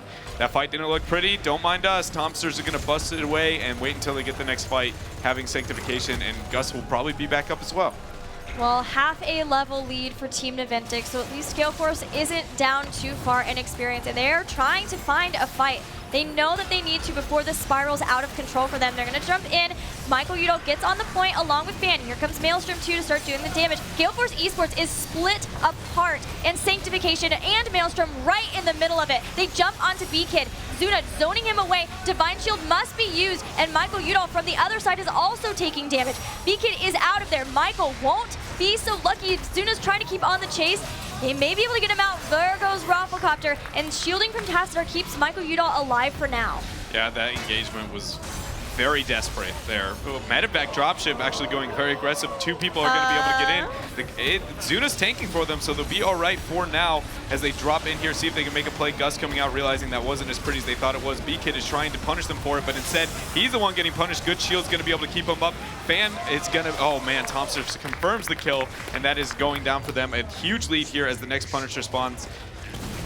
B-Kid burrow charged right into a Gravity Labs. That is not where you want to come out of the ground from. Man, I'm really trying to find a way to win team fights here for Gale Force in my head. Theory crafting, an approach, and I think it's forcing. You have to force Sanctification, and then go on to Medic. Maybe that I hope for Dream Mosh for the drill on That it. was what I think they just tried to do, and then they just backed away, realized that it was a little bit risky, and they were like, okay, well, that didn't work out too well for us. The split onto B-Kid, he wasn't able to do too much, but for now, the Punisher is slowly being reached here for Naventic. Fan playing the one and only Leapfrog. It's so much fun to be the Kerrigan in these situations. But shielding. Yeah. This Punisher picked up 13 tier advantage and threat towards the mid lane here for Naventic, having complete control in this matchup. Only a level lead, but really, they have not that once have you been like, is this where they turn it? It's just been Naventic going all in. Rafflecopter gets pulled in by the Kerrigan combo. Zuna is there to try to help body block him away too.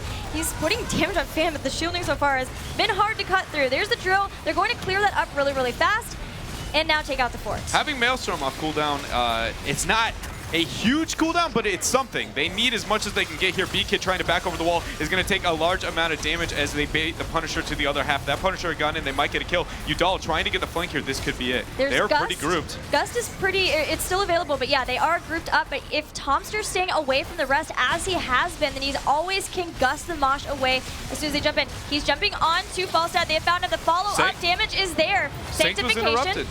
That was really good. He interrupted it the minute he tried to get in there for the save. So that's a cooldown down. Gus is down. You have 53 seconds, Gale Force, to win a fight.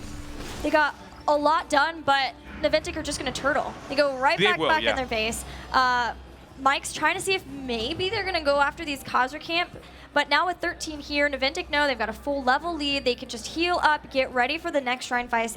And even if they're relying on this amazing mosh pit from Mike, if they get too far behind, they're going to have to do it more than just once, right? Because all of the forts are still up for Naventic.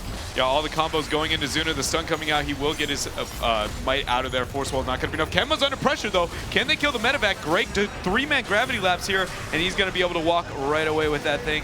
I mean, 11 seconds, 10. We're slowly ticking down on what was an open window there for Gale Force, and Naventic understands this is the patience that they show. They know we really don't need a single fight where we don't have 2 of our heroics to keep the medic alive. Her healing output is so great here.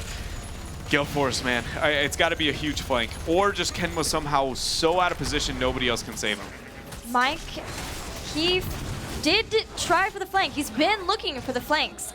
But the spread out from Naventic has been pretty good, even in that one group spot. And now, they can't lose Beacon here. He burrow charges away, but they want to go right back in. There's a huge combo. Fan was there, but it didn't hit the stun for Beacon, but they will lose Uther.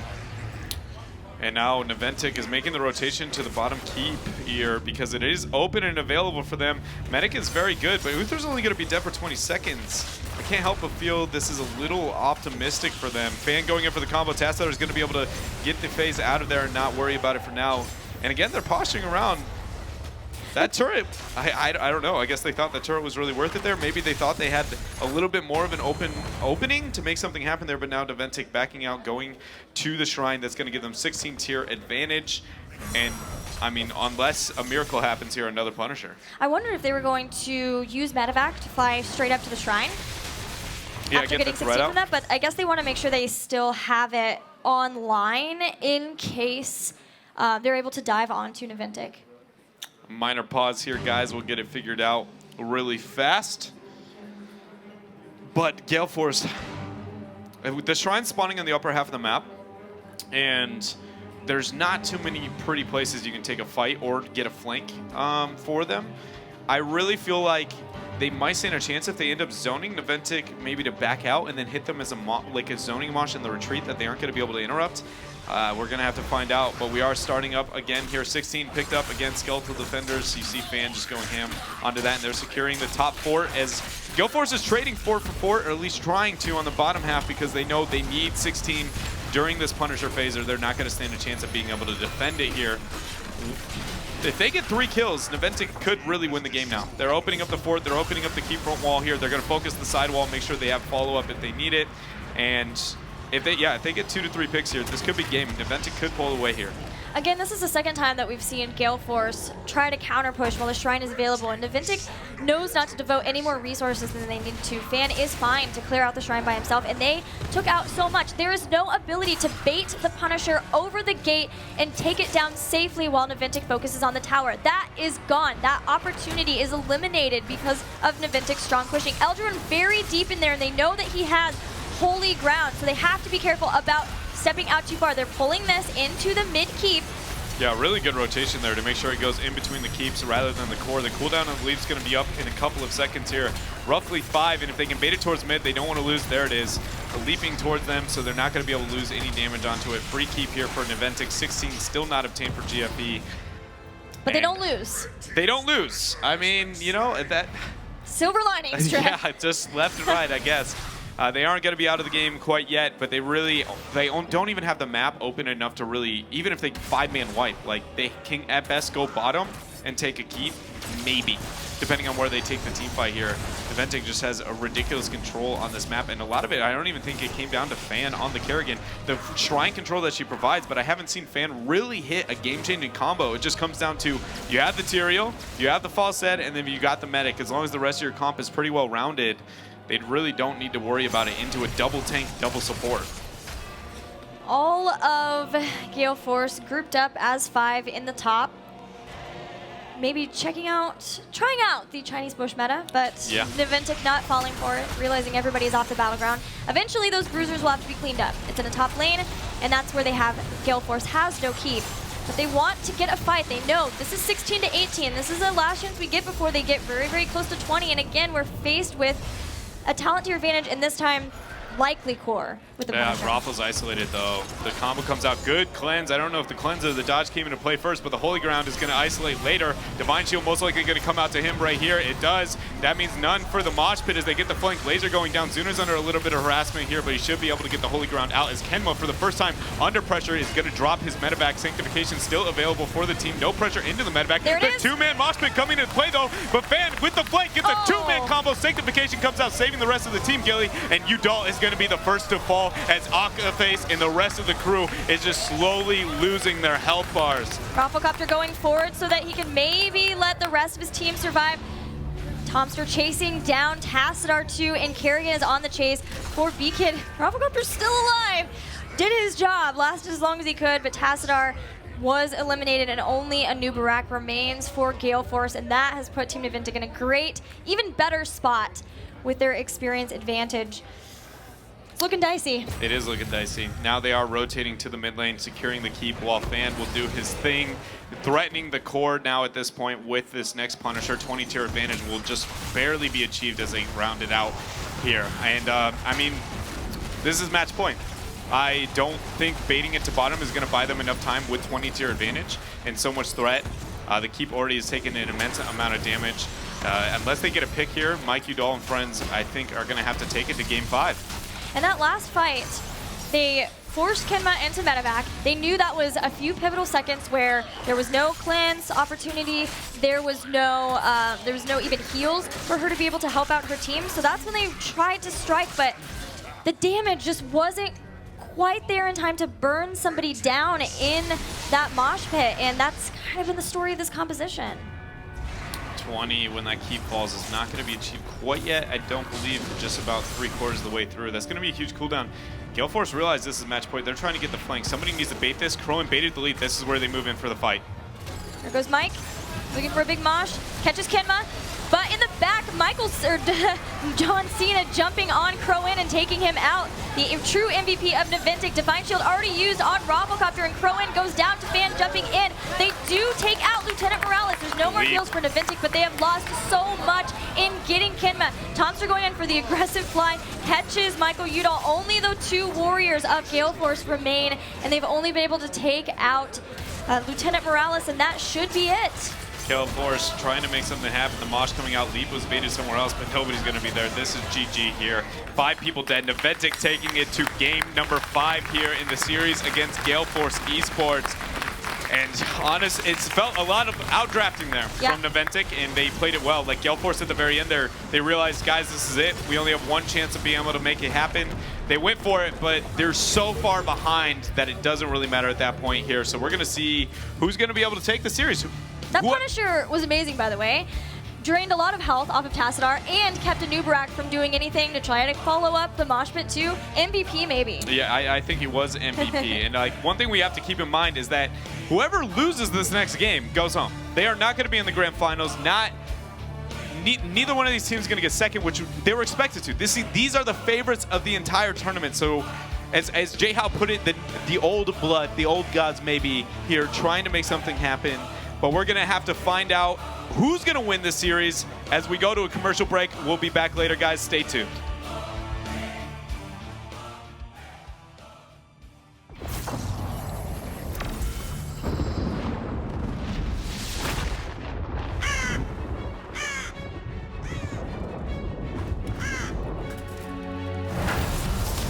Time is running out. The Nexus is not ready. All my life, I have stood against the forces of darkness. I wield my power to protect the innocent.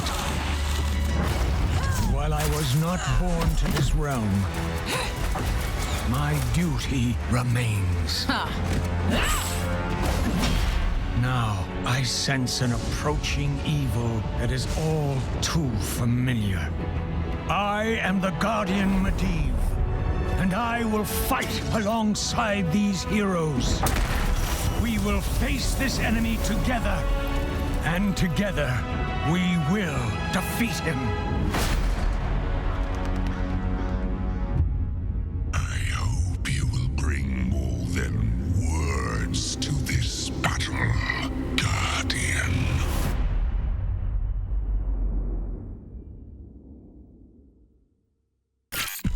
all agents of Overwatch, look around. War. Criminals. Someone has to do something. We can make a difference again. The world needs us more than ever. We are justice. We are courage. We are hope. We are Overwatch. Are you with me? Overwatch. Play it now on PC and console. Rated T for Teen.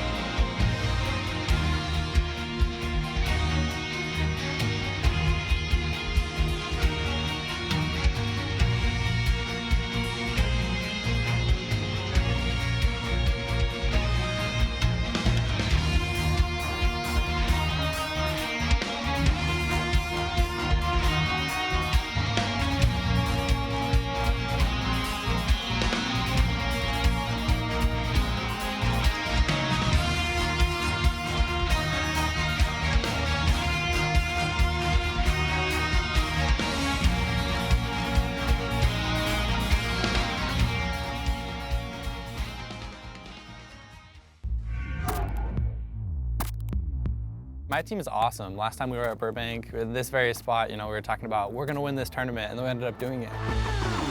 It was a really cool experience because that meant that we qualified for Sweden. Now I'd get to travel internationally and compete on this really grand scale. It was just a really amazing experience. And we only dropped one game. Everyone kind of was like, who is this band of misfits? We had all been on kind of different teams.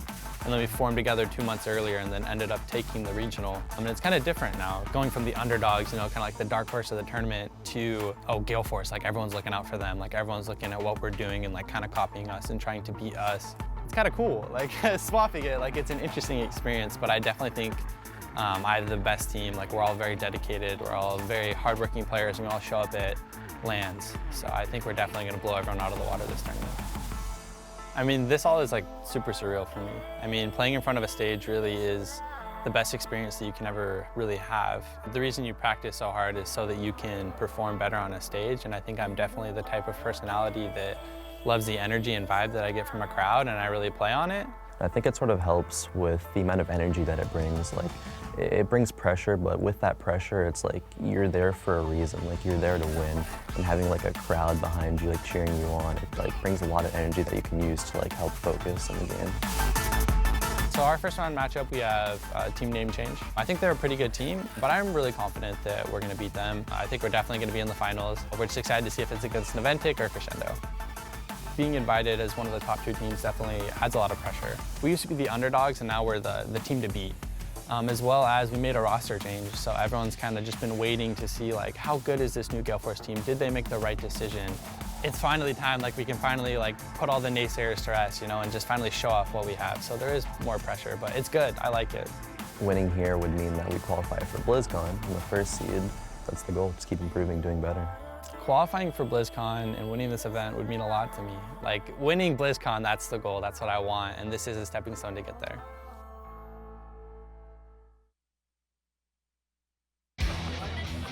Welcome back, ladies and gentlemen, to the Heroes of the Storm North America Fall Regional here, as we are 2-2 in our semi-final. It all comes down to one last map here to find out who is moving on into the finals, and it's gonna be Black Hearts Bay, I believe, for our next map. And we know how much we've seen GFE in the past perform very well on this map, but, Naventic likewise, no strangers to it either. Definitely not. Now, one of the things is we just saw in that last game, in that game 4, Gale Force eSports reverted back to yesterday's style drafting, back to game 1 style drafting, playing nothing spectacular. They went with heroes that they felt fit the meta, but they didn't fit them. We saw Crowan on Tassadar. When have you ever heard of that? They just had nothing in their pocket, and Naventic knew it. But is this like the ultimate trump card? Are they trying to feign Asmodan on Blackheart's Bay, or do you think they might have some kind of new composition at the ready? At least, even if they're feinting Asmodan, they can force the draft to be unique. So Naventic can't play the perfectly comfortable, normal game style. So at least going to Blackhearts means that Gale Force should have an advantage. Even if they don't use the Asmodan, they can go for some crazy style that takes advantage of the fact that Naventic has to play around the potential for an Asmodan. Right, even if they don't, at the same time we've seen GFE throughout this series as a whole show that pressure that is the potential of that Tracer. Not exactly the most amazing map for her, but still something that in the hands of GFE I think could be very potent regardless. So when you go to a map like this and you're against a team like GFE, do the bans, when they've exhibited these kinds of things, become a serious issue for Naventic? Bans are critical at this stage. We saw in the last game that draft felt unwinnable for GFE. Yeah. They played that game and it looked hopeless. Every time they went for a teamfight engage, Sanctification, Gust, they could never make it happen. Even in the last fight, they got a clean engage, exactly what they were looking for onto the medic, but there were still too many tools. That medic survived so long, despite the initiation. They need to find a way to bring something to Naventic that they can't answer. We saw those drafts where they played standard. Naventic had all the answers. The drafts where Tracer was involved, it looked like Naventic didn't know how to answer the question that GFE was asking. And that's one of the fundamental roles. You want to be the one asking the questions, putting the pain on your opponent. Right. Well, our draft is about to pop up here, so we are almost ready to go into Blackheart's Bay very soon to figure out exactly what our final draft is going to be between these two. And Zul comes out as the ban from Gale Force eSports. Don't want to go up against that top lane monster. Well, he's a top lane monster, and he is a form of response to the Asmodan. I mean, Zul provides free, easy lockdown, especially in the early game for those rotations. So right out of the gates, they're trying to say, look, we're willing to pick the Asmodan, but Abathur is the ban. What do you think about this? Naventic does not want to deal with that Abathur. On this map, it can be so difficult to do those rotations, get to those chests, when there's an Abathur blocking you with mines, getting vision of that turn-in, so you can't turn in a sneak attempt when you have those coins. I mean, Dunk, this is already a very, very interesting way to open up the draft as a whole. We haven't seen Blackheart's Bay the entire tournament long, and these are the bans that we, well, in the first rotation at least, we haven't seen either. So these comps are about to get crazy. Yeah, I mean, there's so many ways this can go, right? This is game 5. They're fighting for their chance at BlizzCon. Mike Udall, known for his Asmodan, but also all tournament long, he's been a huge threat on the Illidan, so likely going to be playing that. But Naventic opening up with Zagara, they want the lane control, and then ETC seems to be the favored warrior for everyone. The question I'm asking is, will this be the time that Illidan actually shines from the first pick position? We've seen it fail twice in this match already. Both times Naventic early picked Illidan, they got crushed. So I think you have to ask yourself, is Gale Force making the right move here? We do have to ask that. And also at the same time, though, we have to look at the fact that, you know, when we've seen Michael Udall playing it before, he's not been playing it with the standard things behind it, and he has been playing it a little bit differently to how Fan does. So is that a factor going in as well? It has to be a factor. I mean, Michael Udall here just showing that he still feels the first pick Illidan is something he's comfortable with, which is something that Naventic is not doing anymore. And you know what's even better about this? In the interview during this tournament, Michael Udall said, I'm going to show you who the real Illidan is. Well, he's got to prove that here and now. Falstad has been locked in, gives him that great global presence. I like Tassadar a lot here for that next pick because it leaves them that flexibility for the potential of the Brightwing. If they have to go for the Rhaegar, then they can ban the Uther out on the side of Team Naventic, which not only denies a great response to the Illidan, but also denies that Divine Mosh. The Falstad here also so much value in interrupting that mosh pit. We've seen this over and over again where the Falstad just plays so far away from his team, it's almost impossible for an ETC to actually get the Falstad in the same mosh pit as the rest of his teammates. Plus, Falstad a huge setup for mosh pit by gusting into walls, gusting through chokes, etc. So you don't want to leave that up. I like that pick from Gale Force. So now does Naventic still have to be worried about Tracer? Looking at the comp at the moment, what do you think? You know, out of what we saw yesterday, they did run that kind of full ham style, So I could see them doing something weird, and Tracer's not terrible for Blackheart's base. She does actually burn through the chest very quickly, collect the coins, run away. She can run them onto all the auxiliary camps, especially level 13. She can pick them up very quickly, but they have to be able to set themselves up for a strong PvE for that. And I think if they go Tracer, their early game might be a little bit weak. That's true, I think, of both Azmodan and Tracer, actually, now that you mention it. This composition from Gale Force isn't set up to stack an Azmodan, and it's not set up to put the pressure on with a Tracer and cause your opponent to kind of get into those poor positions, get caught on rotations. They just don't really have that pressure yet, so I'm not sure that either of those is a viable choice for Gale Force going forward in this draft. I like the ban on Tassadar, though. Kind of takes the wind out of the sails of an Illidan or anything else that may come along with it, but at the same time, of course, they would be going for a warrior to fill at least one of those 2 slots on the side of Gale Force. So what do you think they're going to ban out here against Naventic? Because Naventic's still very wide open with where they could go with this. Yeah, I mean, I feel like a Tyrael ban wouldn't be a bad idea just because Tyrael's so rock solid right now, and if it's left open, I could easily see the double pickup. But actually, no, we weren't even talking about Greymane going this deep into the draft. That also makes perfect sense. Quite atypical for Greymane to make it to the second ban phase. We only saw it once, I believe, early in the tournament.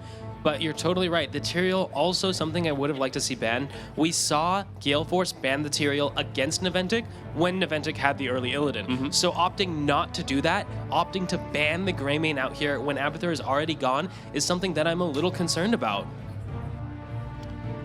Brightwing coming in, and we need one more here for Naventic before they go over elsewhere. I would love... You know what? I was about to say the European in me. I would love Vikings, but never mind. Just ignore everything about that because we're in the wrong region. It's possible to see Vikings come out. It's unlikely. I could see. I mean, Fan has played Vikings long ago. It has happened. I don't know how brushed up he is on it, but they will go for that Tyrael with the Brightwing. So this gives them great coverage. The option for Blink Heal, Emerald Wind, both on the table, depending on how he's feeling the fight's going out in terms of damage. And of course, Tyrael with that Sanctification to really just help those heals get through as well. Naventic opting to go for that Tyrael, they are taking that away from the Illidan composition. I do like that. The question is, what damage is Naventic going to grab here to be effective? It's Blackhearts, though. They can just PvE as long as they can. If they can just keep getting away from the fights, I could see it working out. Their composition doesn't even have a strong skeleton camp clearer yet. They don't have great mercenary control. It's only Zagara on their team.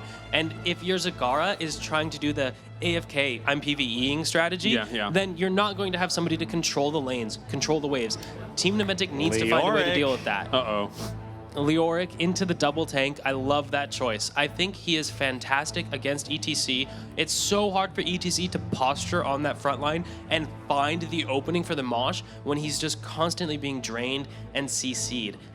And this is like the 3rd or 4th pick of Leoric this weekend. I mean, slowly trickling his way back into the meta. They will end up going for that Tracer on Crowan. So Crowan, who for a long time was always known for his Li Ming, in the semifinals here, looking at that Tracer, feeling so confident there. That Tracer looks excellent to me. We were talking about earlier the weakness in the draft, sort of the early game for Gale Force, but that Leoric shores up that lacking wave clear. It is a very good wave clear hero still, even after the nerfs, so I do think there is now an opening for this Tracer to pressure the opponents. You know, Kenma actually swung by the stage when we were on commercial break getting ready for this last game, and he said, I could not get away from that Tracer. And he's talking about when he was on Brightwing. What do we have here? Kenma on that Brightwing once more. This time, at least he has the Sanctification to bail him out if the positioning gets wonky.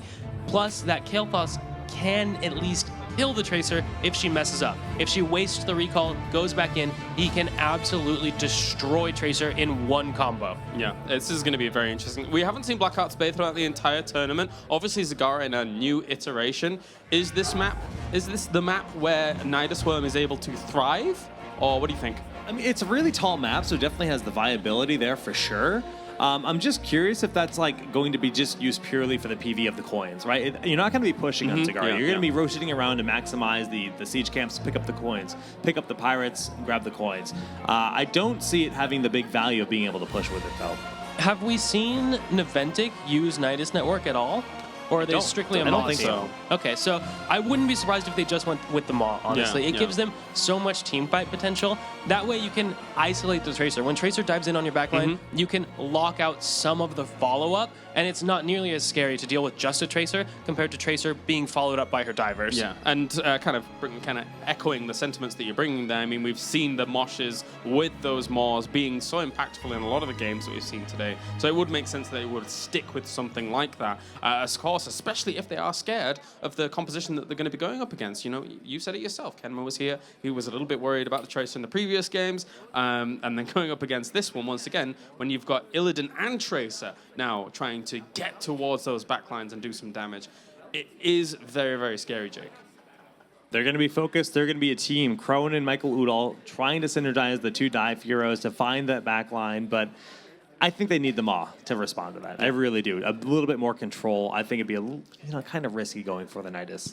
Pretty much any skirmishes that happen in between the lanes on this map have the potential to be dominated by the Illidan Tracer composition. If you get caught out of position here, those two will run you down. So Naventic is going to have to be very crisp on their rotations and their lane control so they don't end up falling behind to those pickoffs. Well, make sure to join in with the discussion with the hashtag HGC and tell us who you think is going to win this, because it is 2-2 now. The winner moves on into the grand finals. Who are we looking out for, boys? Who is going to be the playmaker?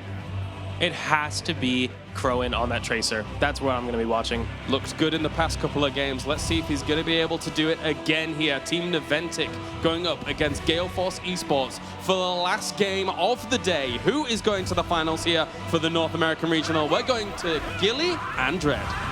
This is it, Dread. Game number 5 between Gale Force eSports and Team Naventic to see who will make it to the grand finals of the first North American Fall Regional.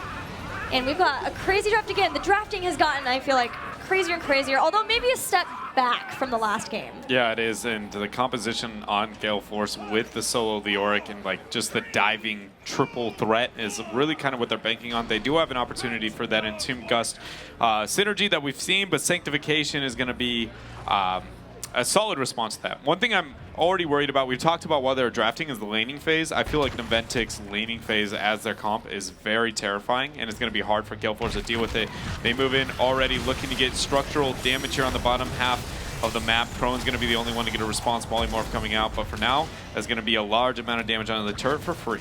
Another thing I am a little worried about as I look at the compositions for Gale Force is there's not a ton of interrupt potential for mosh pits. If Zuna can really get the setup, know who is the prime target for getting caught in that, specifically fall stab, that could also cause a lot of trouble for Gale Force. Yeah, so Leoric is going to be clearing in the upper half of the map right now.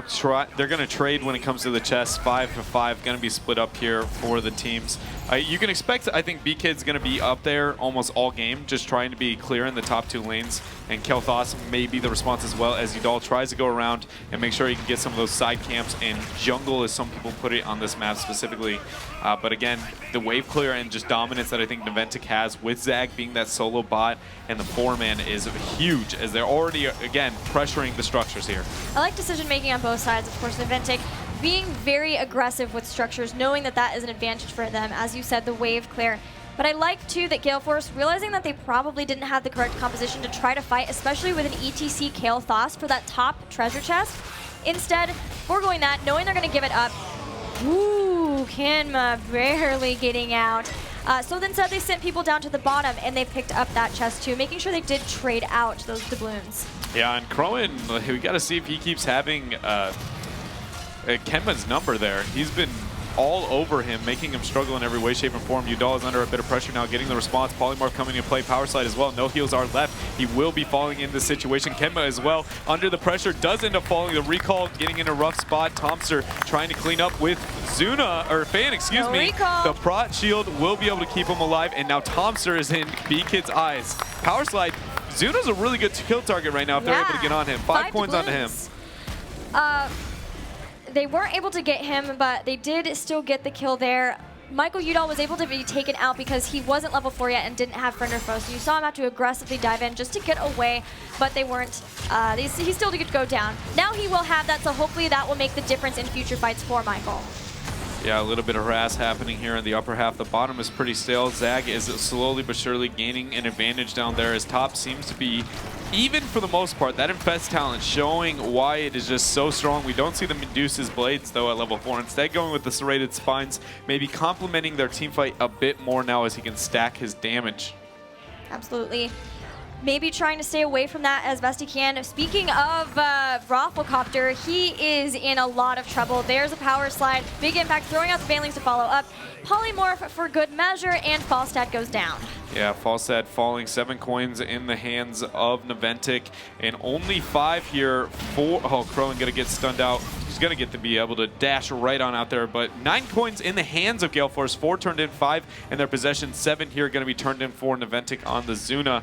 Knights pressuring in the upper half is gonna give a small time frame where we might see Gale Force try to force their turn-in, because it's gonna draw the rotations. You see KT still available up there, but for now, they are losing the structure war very heavily. The top lane's not looking too pretty. Bottom is, I mean, obviously not looking too good for them. And the 1-4 split that we see so commonly on Blackheart's Bay is going in favor of Naventic for now. It has been such a trouble for them to have Falstad in that 1v1 versus Zagara. And of course, taking out towers like that is a really big win because it means that you need fewer doubloons to turn in to start bringing down the big structures like forts and keeps. If you can continue to do that, that means that in the later game, you're not trying to face those 22, 24 turn-ins that are just so difficult to get to trying to bank up that many doubloons. Yeah, the skirmish here, there's 5 kinds on Udal, so he's the main target. Crowan's already burnt a lot of his cooldowns. He gets the recall, and they end up getting a pick there onto Brightwing. And look at that, Beacon now moving aggressively, and he's going to get the Wraith Walk out 2 for 0. Gale Force eSports getting the pick off there, not going to get any coins, but the chest spawning means they're going to get 5 more in their favor and a potential turn-in. Yeah, they have just picked up a lot of doubloons. I mean... Crowan, that's what. He's got Kenma's number. He does. Kenma is got to play far more passive than he's used to as a player, getting thoroughly punished here in this series. The Brightwing is not enough to deal with his ability to kind of dash all over and get the bombs. They missed the bomb, and they still won that skirmish. I thought in comms I heard them get really loud, and I was guessing that's because he missed bomb. Like, we can turn this fight, and they still were able to get away with it here as 14 coins sit in the hands of Gale Force and 5 only now for Naventic. One thing I do want to shout out towards is Gale Force's approach to this map. Naventic has notoriously been the team that will not turn in. They'll stall it out and they'll just dominate the whole map, then turn in to gain more and more value. With that huge tempo swing in their favor, coin advantage, it seems like Gale Force is not panicked to, like, let's force a turn in. They're worried about, hey, can we get an advantage here? Can we get a little bit more damage here? So their turn-ins now also become more valuable. But it does mean that they're sitting on a lot of doubloons, and they're going to lose Rafflecopter here, as there is no way out, no barrel roll can save you from a 4-man gank. And with already having a lot of pressure in that bottom lane, the Giants have been grabbed for Naventic. They're also focusing on getting the Bruisers here. They might not even need a turn-in to be able to get this fort down in bottom. Yeah, they're going to hit a bit of a spike when it comes to the experience, but that was a huge rotation to the bottom half of the map, which means Gale Force has been able to clear on the upper half, now taking out the front wall on mid, a little bit of damage on the upper one. So that isn't that bad of a trade. Yeah, they're going to lose this bottom fort, but because they were able to get a structural response as well, and again, the coins sit heavily in their favor, they're in an alright position. Akafe is going to get the gravity labs onto him. He's going to pop a heal onto himself, and it looks like Crowan's getting a bit of poke, but for now, 18 coins still in the hands of Gale Force. As long as they don't die, specifically Udal has 11, they don't have too much to worry about. It's so funny to watch a little Tracer chase down and push back 3 members of Naventic into their base. Yeah, we see. I'm not scared of you. Ooh. Akaface with a very good cleanse. Crowan taking a large amount of harass. They need to get out of here as fast as they can. Akaface trying to withdraw. Emerald Wind was the choice here. They're looking for the power Kenma. slide. Gravity Labs to follow. There he is. Don't even necessarily need it. They didn't get the Gravity Labs. After that, Michael Udall with 11 doubloons in the middle of this, using Divine Shield to get him out of danger. Raffle now dodging the Maw here. He already burnt his barrel roll. Oh, but Crowan's going to be stuck in a one-man mosh pit here. That's 7 coins now going over to Naventic. Really huge pick for them. Major tempo swing. Now they have the advantage when it comes to the coins, denying more from their opponents here as well. That was a very torn decision-making team fight there for Gale Force. You could tell, hey, do we want to go in? The D-Shield was popped, but then they were like, guys, we need to back out. No Gust being used in that situation. So Gale Force definitely panicked here in the early half of this game.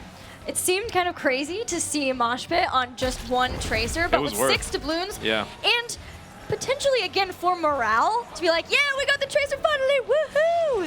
hey, I don't mind that at all. You I can sounded definitely like understand. You just cheered in Tracer voice on killing Tracer. Like, it's like, we just killed the Tracer. And then it's like, that was pretty dark. That's pretty wrong. But for now, Leoric is on the upper half trying to get a little pressure. Turn-in is going to gain a power spike structurally.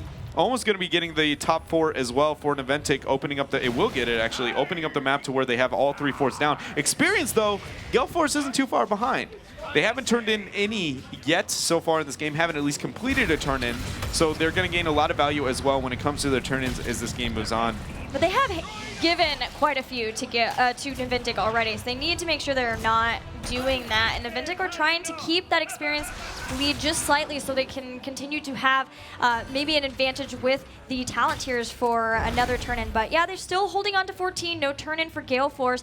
One thing I wanted to point out, Emerald win this time for Brightwing, and the boss point is always, of course, a potential way of winning on Battlefield of Eternity as you get into the later game. Of course, there is Mighty Gust for False Start on Gale Force's side, but between Sanctification and Holy Ground, and now Emerald Wind, I think they have to be feeling a little scared of trying to go up there for that. They know Zuna's isolated here, and Tomb is still available. There it goes. It gets popped onto him. The Gus is an option as well, but nobody's going to be there for the response. We see Brightwing coming in. Zuna is now going to be falling. Gus is the response. This should be, oh my goodness, as the chest spawn, this is a big power spike here for Gale Force Esports. Mike Udall getting an aggressive rotation. Keep in mind, he has all the coins, so his life is more important, sadly, than the rest of his teams here. As they make the rotation down, Kenma was able to pick up some of the gems, and that's going to be a first turn in here for Gale Force. Gale Force are doing a pretty good job too. You saw Michael Udall use Immolation to clear up some creep. They got to keep making sure that they do that. And finally, the first turn-in of the game will secure that mid-fort down for Gale Force.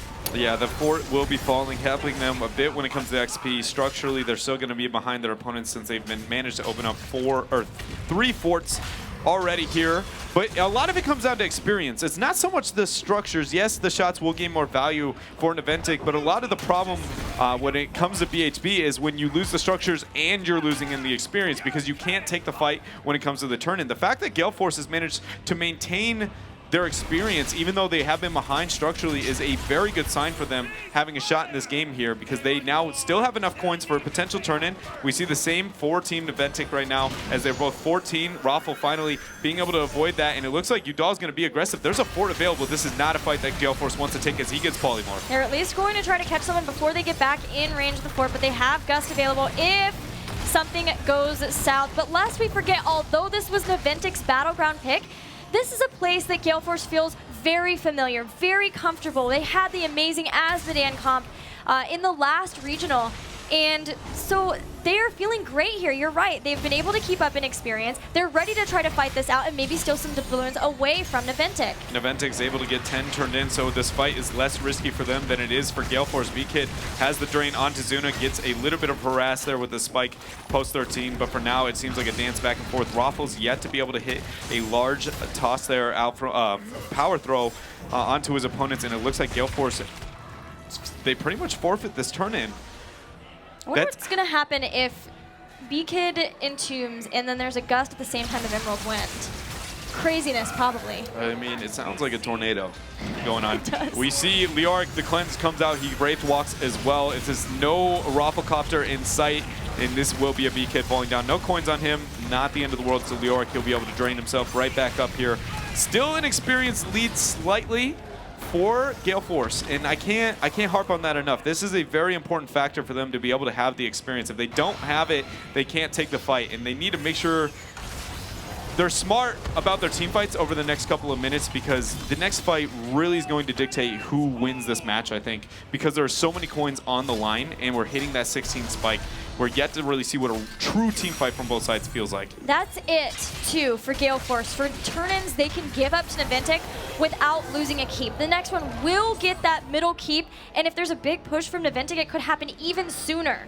Yeah, it looks like it's going to be right now where they look to make it happen with the Knights pressuring on top and a pretty big rotation to the mid lane for Naventic. They're going to get this turn-in, and there's nobody going to be able to stop it. We see a solo, turn-in there from Udall. Really good choice there, trying to zone off. So turn-in completed. It'll threaten the bottom fort here. 16 advantage still for Gale Force. You see them getting hungry, trying to fight onto the mid lane. Fan a bit out of position, will be able to queue over the wall. and gets away for the time being, but you know Gale Force really wants this fight. There's no fort available here. This is finally an opportunity where they can chase, which is what their composition excels at.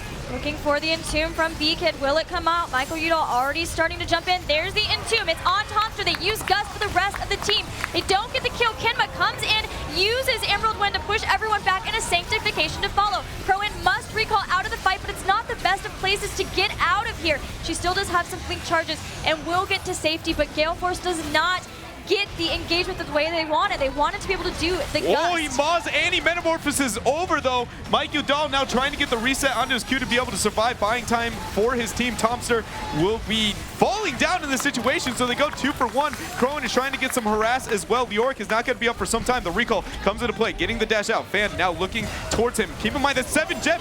Fan ends up falling. Rafflecopter getting the flank. Beacon's about to come back to life. This is where they can turn this team fight. Big impact on the backline as Kenma takes harass, and you can expect they go in, but the one-man mosh, the Divine Shield keeps him up, and now Kenma is in their sights with big impact. That is 6 gems going to GFE as the res, and Zuna is now trying to withdraw here because this is looking bad for Naventic. Kenma is not much better too. He is running straight down, and Zuna gets out, but they are the only ones to survive, and 4 members are up for Gale Force with Leoric coming right back into the fight. They head straight for the boss. Do you remember how we saw the Gale Force Leoric composition come out yesterday, and we talked about how you have a small time frame where you have to work efficiently, and if you don't, that's the end of it. You just walk away from the situation.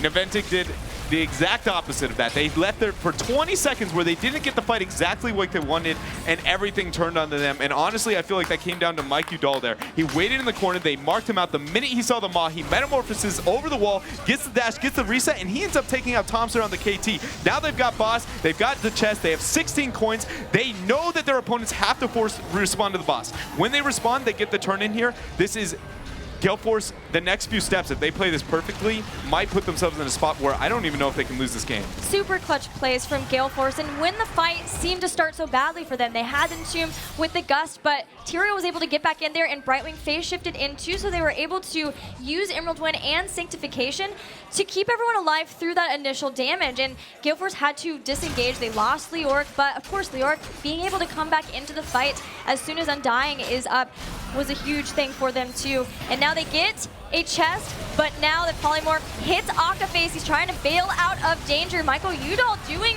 what he does best, jumping right in on Tomster. Sanctification, 5-man Sanctification. It blocked the Metamorphosis too. The Entomb comes out, the Gust as well for the isolation. Tomster is under pressure. He does end up finding Divine Shield hitting perfectly. Now Big Impact is on the retreat. He falls as well. 5 people up still for Gale Force. You see the dash there from Udall keeping himself alive. Fan is on the retreat. Kenma as well. Bomb's gonna blow up. There you go. 5 gems now going over. Zuna is on the withdrawal, and oh my gosh, how are they winning these fights? This is absolutely ridiculous. That was a 5-man Sanctification. It negated all the bonus effects of Metamorphosis and the bomb coming out for Tracer, and they still lose the team fight. Well, part of it's that they only have Brightwing as a support, right? So they are only relying on those little ticks of healing plus the shielding from Tyrael. And they were all up there at once. 5-man Sanctification, which is great. You hit all of them, but they were all then within range after the Sanctification was done. They were able to jump back in, take out Big Impact, take out Kael'Thas 2 and Brightwing. This is starting to look like it's Gale Force's game to lose at this point. They have level 20 almost here. They get another turn in, and this will start putting on some keep pressure. That's a keep. I'm pretty sure that's enough shots to be able to take the keep here. The next priority, they do have the bottom keep front wall. The top keep wall is still standing, so they won't be able to secure that quite yet, but they have 20 advantage, so it should be a free turn-in. They have 18, at least they had beforehand, available to them, so it's a free turn-in, not quite enough for 3. Their opponents should be able to get 20 to stop the third turn-in here, but yes, the keep now is going to be falling, rotating towards top, getting pressure. That'll actually be a double keep in the next 2 turn-ins, and Naventic can't stop this. So right now, this is a crazy lead here for Gale Force eSports. If they are able to make one team fight happen in some way, shape, or form before their opponents get 20, they could end the game. Honestly, even just a small misplay, they could end the game on the side of Naventic because this map is so large. It just heavy rotations, and having that Leoric to sacrifice is a really good thing to have when you have this power spike over your opponents. Well, they have the level 20. Boss still a little ways out too, so that's at least one thing Team Naventic just don't have to worry about. But the list of things that they don't have to worry about is very few, and that's just one thing on it. They do have to worry about the fact that Michael Udall is now in demonic form, and they want to find that fight you mentioned. They have a full level of time, and now he is ready. They've got all their heroics ready for the fight. They're just waiting to see if they see somebody maybe up in the top dealing with those bruisers that are pushing in. Here comes the turn-in that will mean the last keep is being damaged from the cannonballs. There's 12 coins on the side of Gale Force eSports right now. Only one other camp left. That's going to be 14 with 18 needed to turn in. 2 on top. That's going to be 16, and that's it. There is no other opportunity to get a coin on this map except for the chests. The chests haven't spawned for some time, but with the double shot phase in between, it actually resets the cooldown and when it's going to reset. So they won't be up for some time here, even on the shortest version of the cooldown. So they're going to be 2 coins away. Coin dumping right now is the dream. You're not going to risk possibly giving them over to your opponents if they're in a team fight and you lose. But if they had 2 more coins right now, they could put themselves in a really great spot to get pressure over their opponents here. Look at this turtle mode from Team Naventic. Just constant damage control. Trying to get 20. At least the waves are close to them so that they can pretty safely soak, and they have gotten it. Here is 20. The most important thing, Gale Force never commit to a fight that they don't have to take, because they have so much going for them. If they full wipe is really one of the only major ways they lose this game, because their opponents don't even have a turn-in. Sacrificing B-Kid, using the Gust when needed, these are all going to be great tools for them, but they never really need to take a fight that they do not want so far in this game. Right, Naventic does have a keep very low in health for Gale Force. Wow, that's so Naventic's a team that will always punish when your opponent splits on this map like that. I was very scared for a moment there. Now we do see Gale Force has enough for a turn-in. They should be able to feign pressure to the bottom half of the map, allow the other pressure in the side 2 lanes, and then draw a forced fight where their opponent's on the back foot, a man down, or they're losing damage onto the core here. You see those Giants, they're going to wait those out as long as they can, and this is where they posture for it. Nobody's going to delay this turn-in quite yet. Zuna's very desperate to make it happen. The stun coming out. Power Slide will be able to delay 4-man Gus, and the Entomb coming out here, Gilly, but Zuna's under a lot of pressure, and he is down. gone. The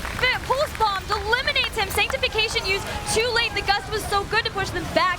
He uses his flight to get to the other side.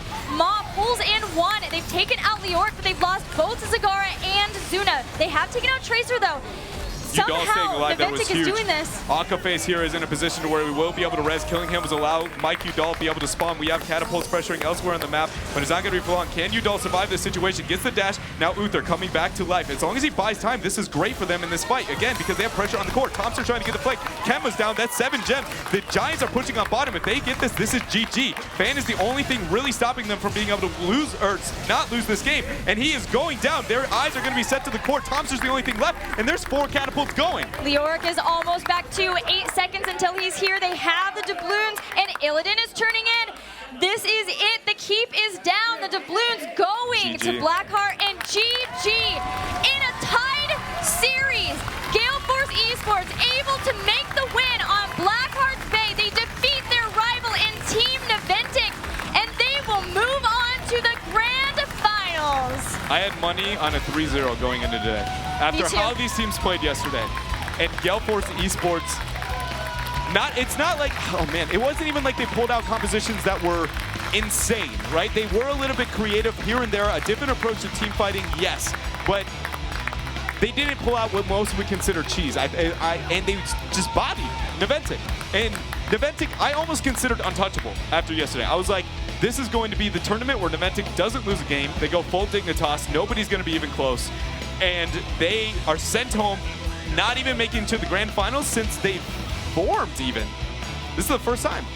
This has been a battle of who fared better with the roster swaps too. Yes. Both of these teams were the most stable rosters after Roster Apocalypse, each only switching out 1 player. And so it was important to see who would be able to fare better off of that. And the truth is, it was extremely close. This went to Game 5. It's nuts, but Gale Force with an impeccable focus on realizing that they wanted to focus on Kenma. They did for a lot of the game, making him go into the Bright Wing, and then with these Tracer compositions, just causing chaos in team fights and being able to fare very well off of it. Yeah, the most important thing is it felt like they picked compositions that didn't just face roll team fight into Naventic, which is what they excel at.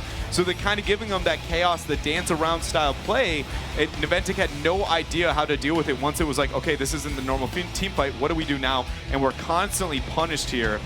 And just really well done. I'm very impressed from Gale Force. It seems like they've showed up today to be almost a completely completely different team than what we saw yesterday, Gilly. And we saw maybe some crazy compositions, so let's remember that they probably view Naventic as the hardest opponent on their way to winning this tournament. But they're not out of it yet. They do still have to face somebody in the grand finals, but let's hear from our victors, Gale Force eSports. Thank you very much, guys. It's right, I'm standing by with Rafflecopter from Gale Force eSports after their win. First off, this is starting to become a big rivalry between you and Team Naventic. How does it feel, especially after such a close series, to defeat them yet again? It's reassuring. I mean, after Vox, we felt really bad about how we played, and beating Naventic, which is arguably still the best team in NA, validates us. We're still good. Yeah, I mean, I think everybody here knows that you guys are still good. Yeah, it was a really impressive performance. Talk to me about the Tracer pick for Crowan. You guys won all 3 of your games that you picked in that series. Was with that Tracer. Was this something that was picked up recently? Is this a pocket pick that you guys were saving for the semifinals? What was up with that one? I mean, Crowan's a god. So if you put him on a carry, he's going to do work, and he did work for us. So we're really lucky to have him. Yeah, definitely. He's a real gem. Let's talk about game number 4. It was a really rough game for you guys. Was it the draft? Because you guys went into that draft, and it looked like Team Naventic outdrafted you, and you guys had some intensity. I saw you talking with Michael Udall, and you guys were looking like you were back and forth a little bit. What went wrong in that game? And walk me through that draft a little bit. Yeah, we didn't expect the medic. Honestly, it really threw us off. We thought the Anu would be able to split him up so that we could focus Kerrigan or maybe even split him away and get the medic, but it just never really came into fruition. We honestly just got outdrafted. Yeah, it definitely seemed like that, but you guys were able to pull it back together and win game 5, and that's what matters. So next round, you guys are going up against either Vox and Hilly again or Murloc Geniuses. Do you want your revenge against Vox for what they did in the group stage, or do you want Murloc Geniuses? How are you feeling going in and watching this next semifinal match? I think we can beat both teams. They're both really good teams, but I would rather play against Vox. I got to get my revenge. All right, well, there you go. You guys heard it here first. He wants the revenge. So I'll let you go. Congratulate with your team. Good job, man. And we are going to have to go to a quick break, guys, but don't go anywhere. The next semifinal matchup here at the Fall Regionals right after this.